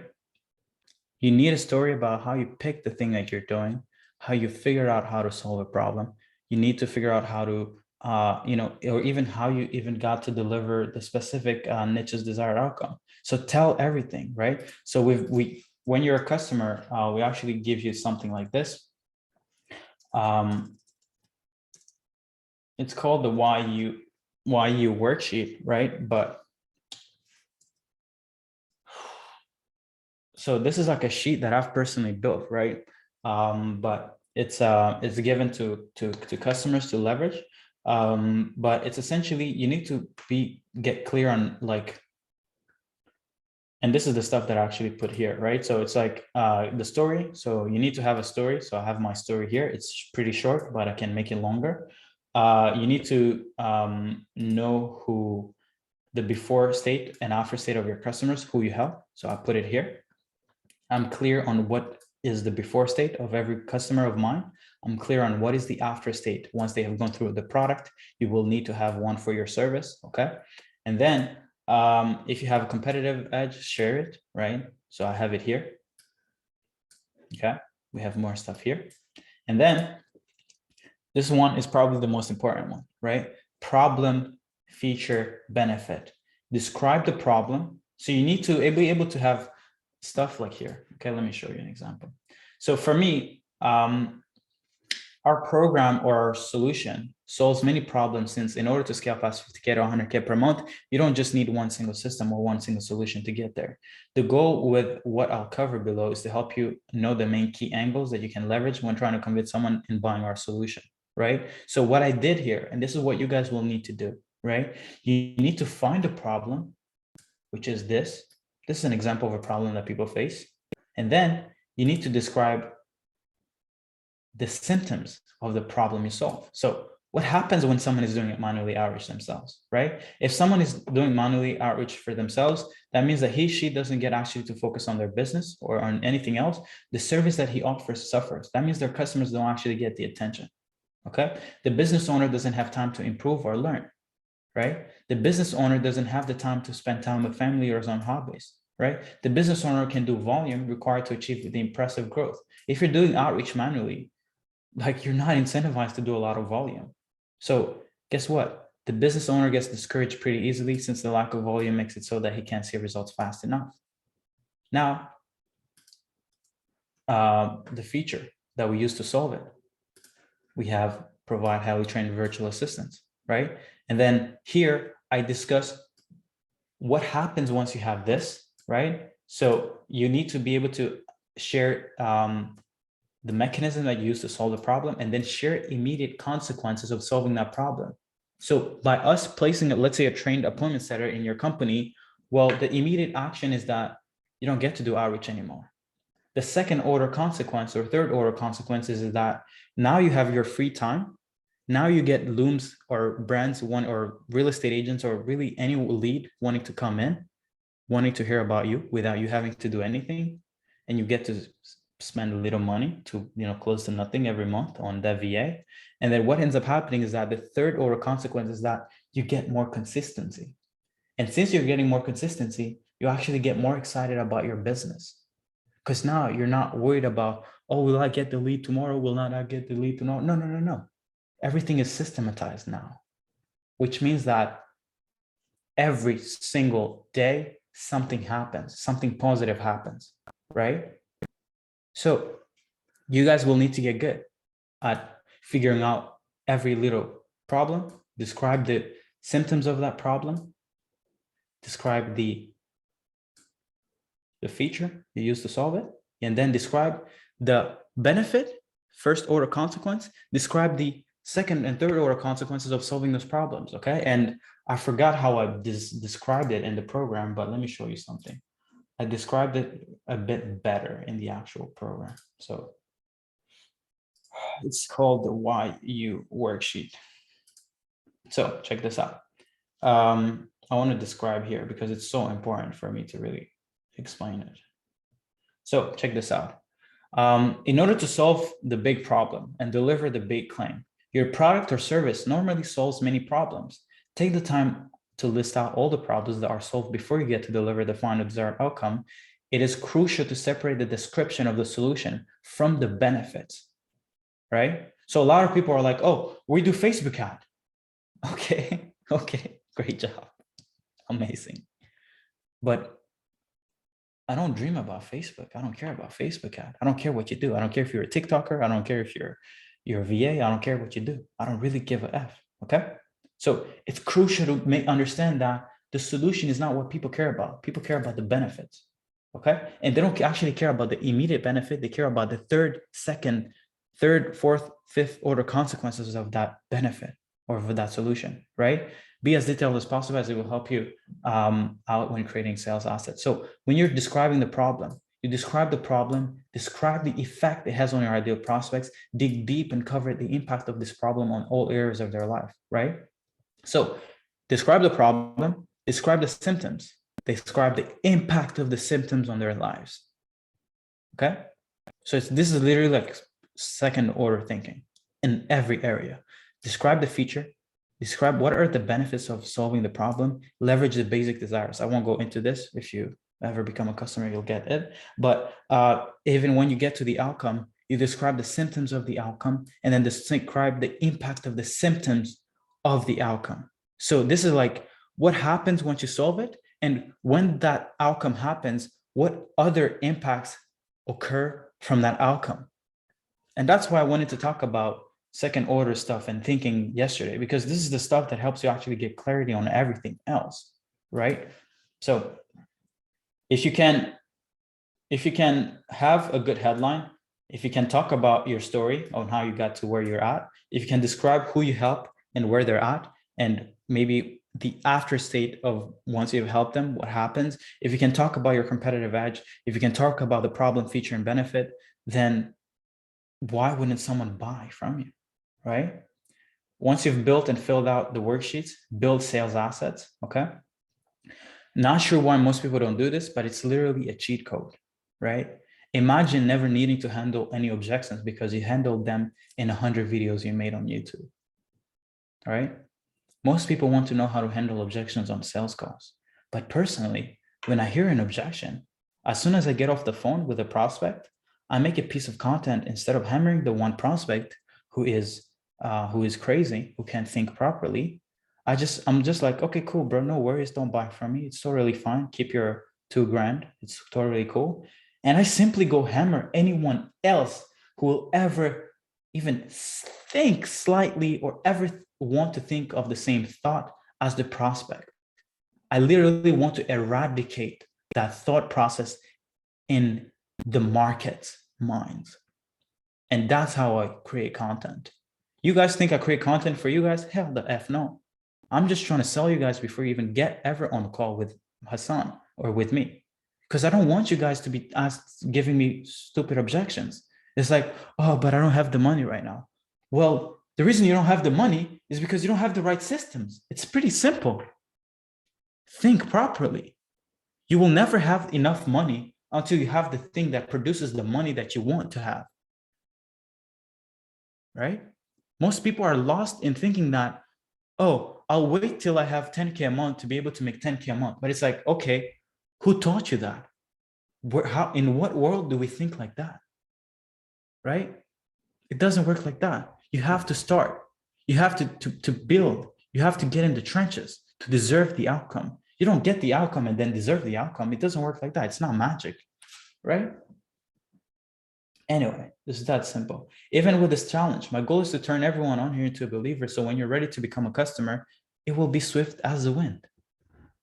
Amen. Amen. We're preaching today for sure. I know it works because if I had the money, I would buy in a heartbeat based off the content I watched. Of course, of course. Thank you, man. I appreciate you a lot. Distributing the assets on the following channels. So a lot of people are like, oh, should I distribute it on Instagram? Should I distribute it on Facebook? Should I distribute it on? No, bro. If there is a human on a channel, distribute it there. That's literally the same single thing that you have to do. Instagram, Facebook, YouTube, LinkedIn, email list, blast everywhere. Okay. Here's my process to distribute content. And this is an older one, by the way. So just keep that in mind. Create the content on a Google Doc, record using it. A lot of people used to use slides, but I'm like, how do you want me to create a VSL on a slide deck? I don't even know what to speak about, right? So a lot of people make it hard for them. And they're like, oh, niche offer, perfection. And then they have to remember everything. No, for me, I keep it simple, man. Let's write down everything I want to talk about, right? So keep it simple. Don't make it hard for yourself. Download the video on your computer, send video to my phone, upload the video on Facebook, LinkedIn, Instagram, okay?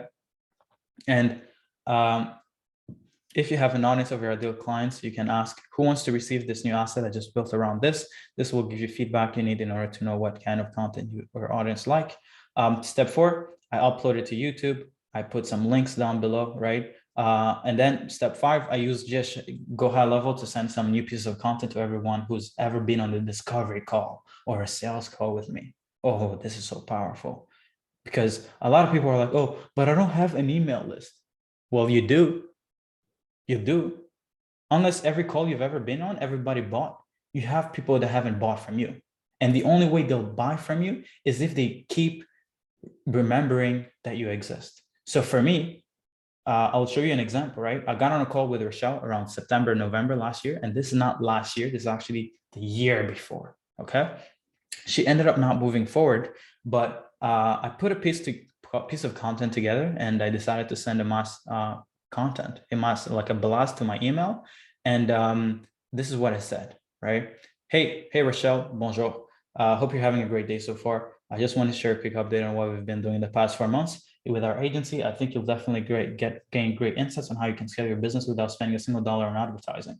In this video, I'll quickly go over how we've been creating outbound prospecting campaigns on unexplored channels, sending a combined total of 1,000 messages daily, manually, right? Helping our clients generating some meetings with local business owners or 8-figure brands. Boom. After watching this short video, you'll have a workflow that you can implement yourself. Click here to watch the video. Would love to get an update on how things are going on your end, right? I sent it through Lemlist back in the day, and this was her answer. How you doing? Great little video. Thanks for sharing it. I like the idea that it doesn't feel super spammy. Cold outreach, cold reach out. We only need like 30 students a year, and I have a very specific type of client. She sent me, do you think your service would be a bit too hefty for us? We don't want to be overwhelmed with too many leads. Yeah, she definitely should have been overwhelmed. Right now, we're getting 24-ish with very little outbound and have just started doing SEO and more content distribution. So check this out. How is your team doing as you grow? So she's not trying to sell me, actually. But check this out. A single blast email gets her to pay attention again, right? And they're a 7-figure, I think they're a 7-figure business, right? So I recommend this to my customers. This is the first thing that they do when they become customers is I'm like, hey, how many people have you been on a sales call in the past? And I get them to craft an email blast and send it to them. Something like this, right? So this video is evergreen. I sent it to probably like 400 people back in the day. I had been on calls on like 400 sales calls, and it got people to react. And if I got her to respond, then the 7 minutes that I sent her would have made me you know, a multiple four figures, right? So that's that. Can you zoom out a bit? Text is small. You want me to zoom in, but I read it, so it should be good. Don't worry, don't worry. But goddamn, are you guys like on your phone or something like that? Oh goddamn, yeah, it's definitely small. But yeah, anyway, once you have plenty of content on the internet, you will gain an edge over any other agency owner or coach or consultant or anyone who's your competition in your niche, because you have more authority and a brand. Of course, make sure your content fit on every platform, and make sure that it's below 15 minutes. And boom, that's that. Hopefully everyone enjoyed today. Now, if you have some questions, let's get to talking. Oh, man, mic drop. Oh my God, I'm so sore from standing up every day. God damn. Whew. Okay, perfect. What did you guys like the most from this one?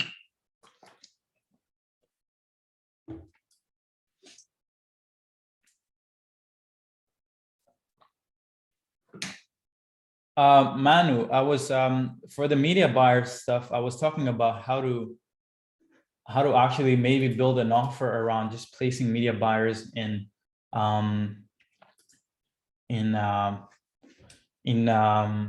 e-com companies, and not necessarily like having them as an agency, just building an offer like, hey, we have media buyers and we'll just put them in your company.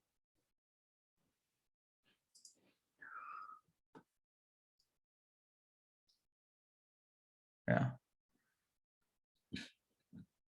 Yes, I like the idea of charging enough to pay people to take care of the gaps and expertise you have. Yes, yes, yes, yes. Jeff Bezos is not packing boxes. Why do you need to do anything yourself in your business, right? Can you tell us about how to find topics and ideas for content related to niches? I personally listen to a lot of podcasts. If I'm talking about, if I want to go into a niche, I'll definitely talk up with, I'll do a lot of listening to podcasts of this industry. Because let's say if you're an e-com and you're struggling with creating content, just go out there and listen to 5 episodes of podcasts, and you'll figure out what these brand owners are talking about.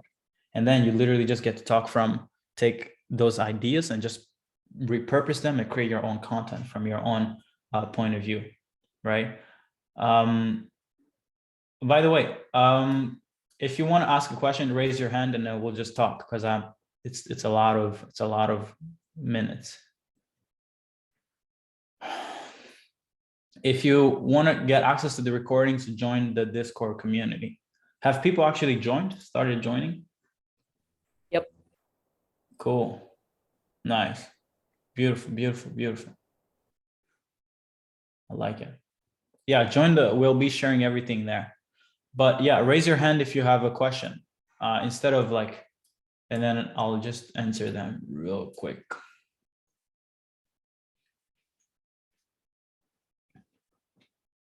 Shahud, let's let Shahud speak. Hi, Serge, how's it going, man?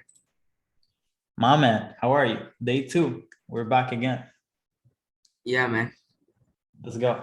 How are you? It's awesome. My question is that, like, you said that we should try to offer more and at the same time increase our price as well, right? Yeah. So, can you hear me? Yeah, I can hear you. Yeah. So, would you, prefer us to, let's say, if we do Facebook ads, TikTok ads, and like we even cover their marketing, email marketing, SMS marketing, and would you prefer us to include them in our offer, or like how would you recommend us to take that message to our customers saying that we all do these stuffs? It's hands free for you. So you're having an issue thinking of how you could actually include all these offers into one? Is that your question? No, my question is that how can we, we can't include all these offers in our one headline and just can't tell our You clients, right? don't, So you how don't we need, can you don't take need this to, this you don't need, see, that's the thing. You don't need to put it in a headline. I don't tell people that we hire VSL creators. I don't tell people that we hire VAs in my headline. I don't tell people anything. I just say, we help you achieve this outcome without you needing to deal with past issues. So for you, you shouldn't focus on like telling, oh, we do TikTok, we do Facebook, and then we do email, and then we get you to 100K. No, pick the most important outcome, promise, think of what they've been stuck at, tell them that we get to remove this obstacle, and then we help you achieve this. When you get them on a call, they'll ask you, okay, how would you do it? And then you will be like, hey, we've built a process around how to do it. We leverage this system, this then we system, this explain the channel. mechanism, right? Yeah. You don't talk, or better, explain the mechanics on a YouTube video, on 100 videos, right? So now you don't have to repeat yourself on a sales call. Yeah, Most of you yeah, guys who, content. yeah, so you put it evergreen, and then you let the video sell you. So for me, Hassan, who's I'm not sure if he's here today, but he takes sales calls, but sometimes he thinks he's a great closer, but I've actually sold everyone. Hey, Hassan. So you're competing, Hassan, you're competing with my content and your skill set. So we don't know who is actually closing deals here, okay? So that's essentially it. I just pre-sell people before they ever speak with me, or before Hassan. So Hassan is just getting rich, right? Yeah, So that's it. Next one, Tevin. and Go. that was awesome. Thank you. Thank you, man. Appreciate you for showing up. Yeah, man. Great content. So I'm definitely gonna watch the recording because I missed 40 minutes. I wanted to know you regarding Yeah, go ahead. regarding the content. How do you organize yourself to publish on all those platforms? Because that can be quite a time consuming. It's not really. It's not really. It's not. It's like 10 minutes. Because YouTube, I just post it, upload it. Well, I have a high speed internet, so maybe that helps. But I post it on YouTube. So I film it on Loom. I download it, takes a few minutes. I send it to my phone. I upload it on Instagram. It's uploading on YouTube. And then I put the link to YouTube on Facebook, because I just like to drive traffic to like YouTube instead of Facebook, because I think YouTube has a bigger reach than Facebook. So a lot of people who really want to rely on Facebook organic and stuff like that, I don't think Facebook is the key. I think YouTube is the future. So everyone here should be a YouTuber. But I went on your YouTube channel. There seem to be I see some editing. So was the thumbnail? Yeah, of course. I mean, I have a team, right? We have Belle. We have yeah. So she takes care of the banners. Sometimes we don't put a banner, but speed, money, luck, speed. So for me, I don't care if I have a banner or not. I'm uploading the thing. Okay. And the other question that I had regarding the incredible offer, maybe cover that in the part I missed today. Yeah. But for the incredible offer, how do you manage to present that incredible offer before people have a chance to talk to you? Because you're not gonna have content. So I'll do this. And a lot of so I'm not sure if I told you guys, but in the near future I'll be building a program on how to scale as a consultant. But I just pick a topic. So if people are like, oh, I want to know what you do. Okay, then I'll make a video for each single problem that we solve. Okay. So now I have all these topics to create content out of. So actually the problems itself is the content ideas. A lot of you guys, the reason why you can't create content is because you don't know the problems that your market is dealing with. Okay. So if you take time to, I'm not sure if you were here when I talked about these, but take time to build out uh, to fill out something like this, okay? And then just repurpose it as content. Thank you, man. Yeah, thank you for asking. Cool. Anybody else has any question? If you put a question in the chat, maybe you can ask it through audio instead of the chat.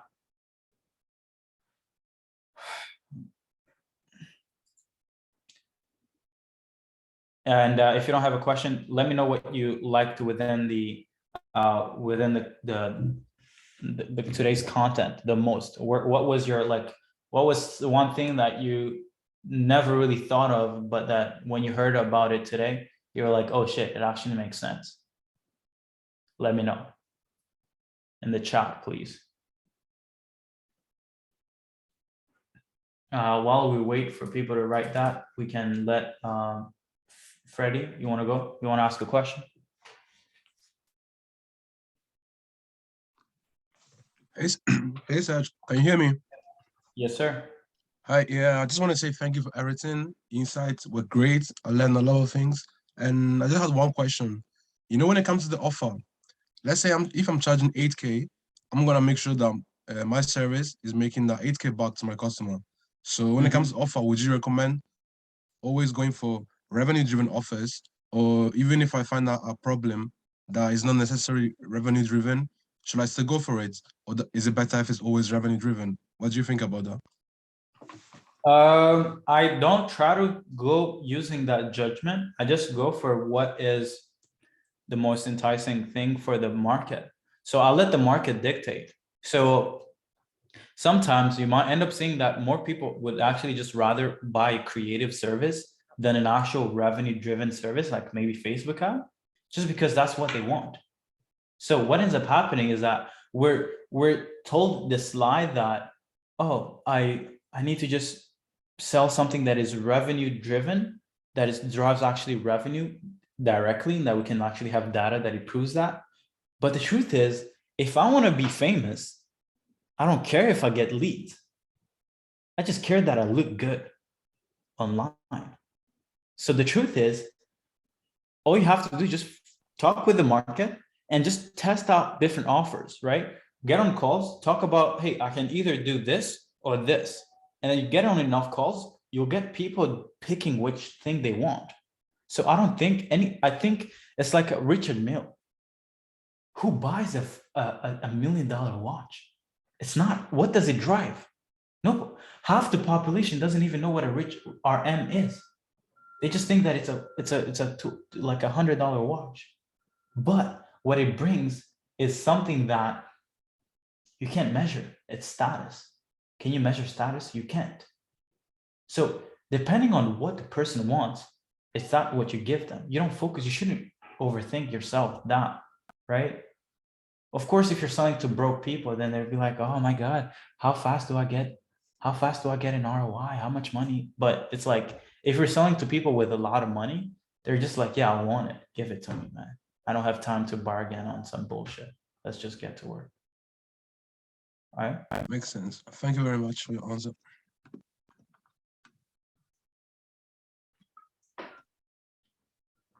Yeah. Yeah, graphic design, all this stuff is beautiful. Patrick, you want to go ahead, ask a question? Yeah, thanks a lot for all the value that you provided today, Serge. Yeah. My major takeaway from today's call was definitely outsource what takes you away from helping and serving your clients and your customers. So you can really work on the business, but not in the business, but literally leverage your time. And that's definitely something I've been lacking. I've been working too much on the systemize and everything, and wasting too much time on unnecessary things. Kind of prioritize the task and get more clarity on who you want to serve, and go get those people with the who have the expertise, so that they can do the work for you, so that you can work on the clients. That's cool. my major By the takeaway. way, what are you selling? I'm a full-time day trader. Consultant and coach. Help people become better at trading and Yeah. make a substantial amount of money on the stock market. I've been doing this for the past 10 years. And How do you I get decided, customers? how was that? Where do you find your leads? I do cold outreach. I do organic marketing. I do have also email list of roughly 20K contacts from my previous job that I worked on. And I'm reaching out and follow up with these people, find out whether or not they're ideal fit for my program, if they are good prospects, and just create content. I'm merely in the beginning right now, as maybe a lot of people, I'm not sure. But I'm definitely in the trenches of doing all the content, reaching out, getting 100 content, reaching out to 100 people per day. That's my goal on a daily basis. LinkedIn, Instagram, Facebook, and whatnot. Yeah. Do you leverage once someone answers your message? Like, do you go into a conversation and want to get them to book a call? Or yes, yeah. I literally did that today. I reached out to roughly 50 people on Instagram, just DM them, have them book on a call. And then I do have one appointment set at the moment who takes the calls, but I'm barely, I'm closing myself, or at least trying to get clients into the program. Where are you at revenue-wise per month? I'm really at the beginning. I would say at 5K per month at the moment.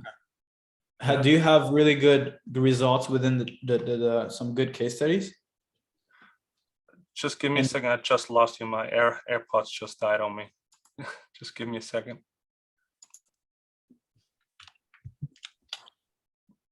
I was, can you hear me now? Okay. Can you hear me? Yeah. Can you hear me? Okay, good.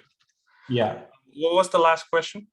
I was asking, do you have good case studies in your industry, like of great outcomes? Not yet. Like I said, I'm really at the beginning phase. This is actually, I started in November to kind of build up my whole business. And yeah, I'm fairly new to content creation and outreach and everything. Yeah, I think what you do is you need to get out of just relying on one-on-one messaging and actually start including video sales letters, okay? Evergreen videos. You need, because at scale, you can't talk with 100 people and convert them on a call in messages. Right. What you need to do for us, what we do is, yes, we have the starting conversation aspect of things, but I always have an asset that is meant to sell people at scale. Because if you want to remove yourself from selling or from doing appointment setting, you can't really, because nobody understands how to trade or how to do the things as well as you do. So now you have a constraint, you have a bottleneck, which is you, because you're only the best at the thing that you're trying to sell. So you now can how only do you do so much, right? Yeah. So how do you actually remove the bottleneck? Well, you productize your pitch, okay, in an actual video. Of course, there is structure to doing it. So now you can have a VA start 100 conversations on your behalf, but just send that video. That video sells people organically. And then anyone who's interested, they're like, oh shit, this was really sick. Now they send them to you, or they give them a booking link. That's how you remove yourself from selling or from doing outreach.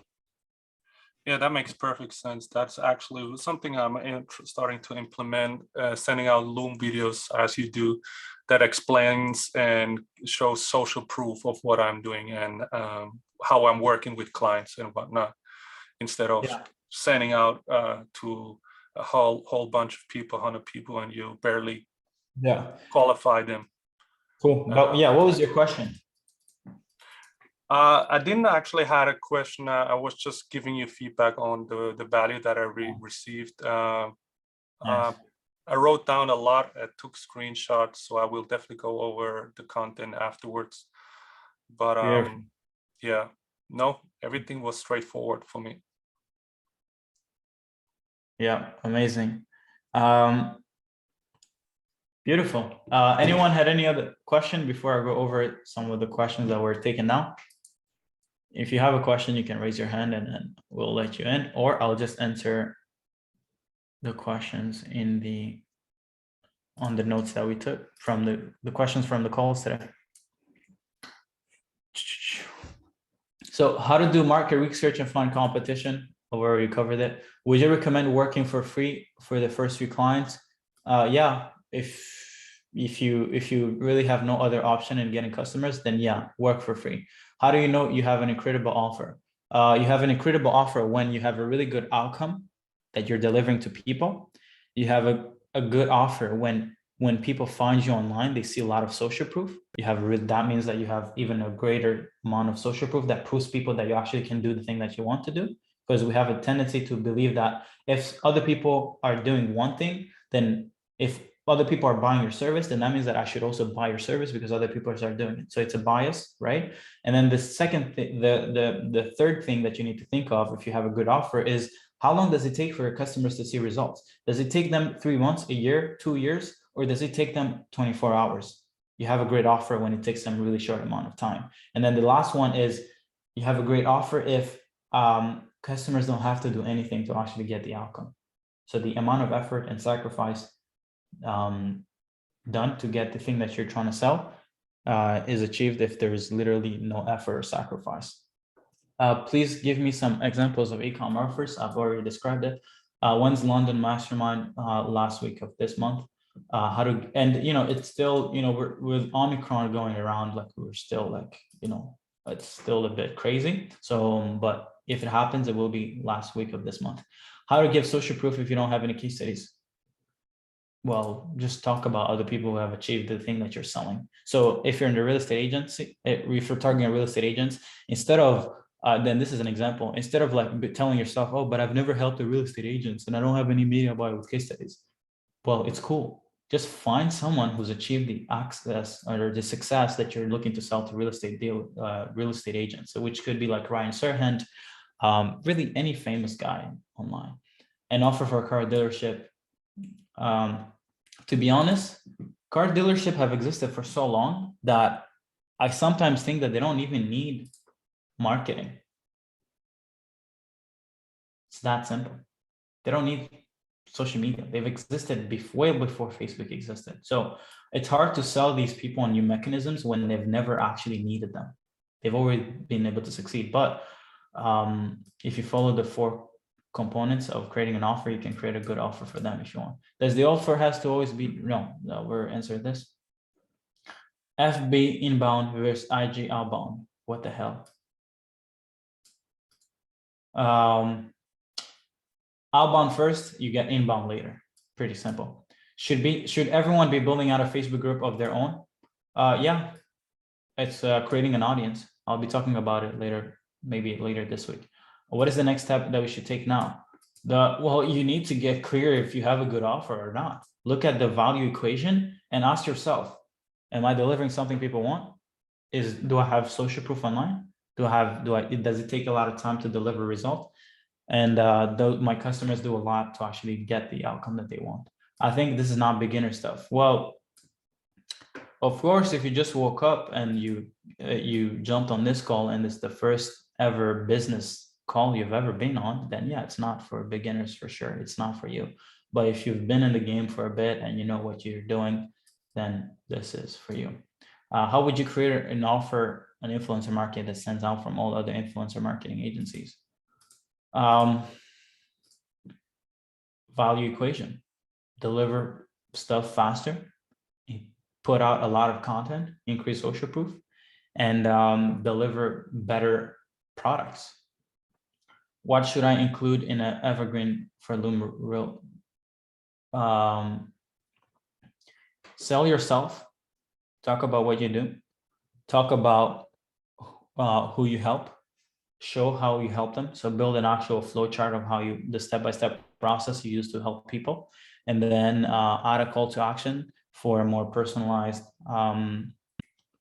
call so that you can actually show them exactly how it should be done, or how you actually solve the problem, or how they could implement it themselves. So thank you guys for this call. I appreciate it. Hopefully I shared some really good stuff in my in this call. And by the way, check this out. join the call, join the community, the private community on Discord. We have you guys joining a lot, which is pretty sick. If you guys haven't joined yet, this is where everything will be shared. If you don't join there, then you will not get access to the recordings. What else? What else? We have a 4K discount for everyone who's part of this private community till Wednesday next week. So if you would like to access the $500,000 program, which is here, right? Let's see. We have channels here, right, with other customers, brand and audience growth questions, strategic partnerships, 5-figure acquisition issues, email concerns. If you're having an issue with email outreach, service delivery. This is where customers get to talk about, delivery stuff. So this is different. You guys will be access to this one, and one day you guys will have to, will automatically one day access the $500,000 program. Okay. So that's pretty much it. If you haven't shared a story on your, if you haven't tagged me on Facebook or on Instagram, please do it, guys. Like, God damn, like, we have 100 people on this call, or we had 100 people. So yeah, that's Shakir. One last question. Let's give Shakir, and then let's end this. Yeah, hi man. My question was, what's the next call gonna be about? Tomorrow we'll talk about client acquisition systems, Facebook outreach, Instagram outbound prospecting, LinkedIn outreach, and how to leverage strategic partnerships to make your first 20K a month. Yeah, tomorrow will essentially, what I want to do is I want to present the concepts and why it works. And then I want to go a bit deeper. So tomorrow we'll talk about acquisition systems. The day after we'll talk about making sure that to build a structure and the the team to actually make sure that these outreach acquisition systems work, right? So tomorrow we'll be presenting the actual systems. Then after that, we'll talk about how to hire virtual assistants, how to train them, how to hire, let's say VSL creators, how to find contractors, how to maybe create content, right? And I still people complaining around a lot about not being able to create content. So I guess I'll throw that in on Thursday. And then Friday, we'll be talking about what's the evolution after this. Once you're actually going to go past 50K and you want to actually do 100K, 200K, 500K a month, and that would be sick. Before leaving the calls, don't forget to join the exclusive community on Discord. That's just click on the link there, and then we'll see you there. Thank you guys so much. I appreciate you. Have an amazing day, and hopefully you guys found this helpful. Bye-bye.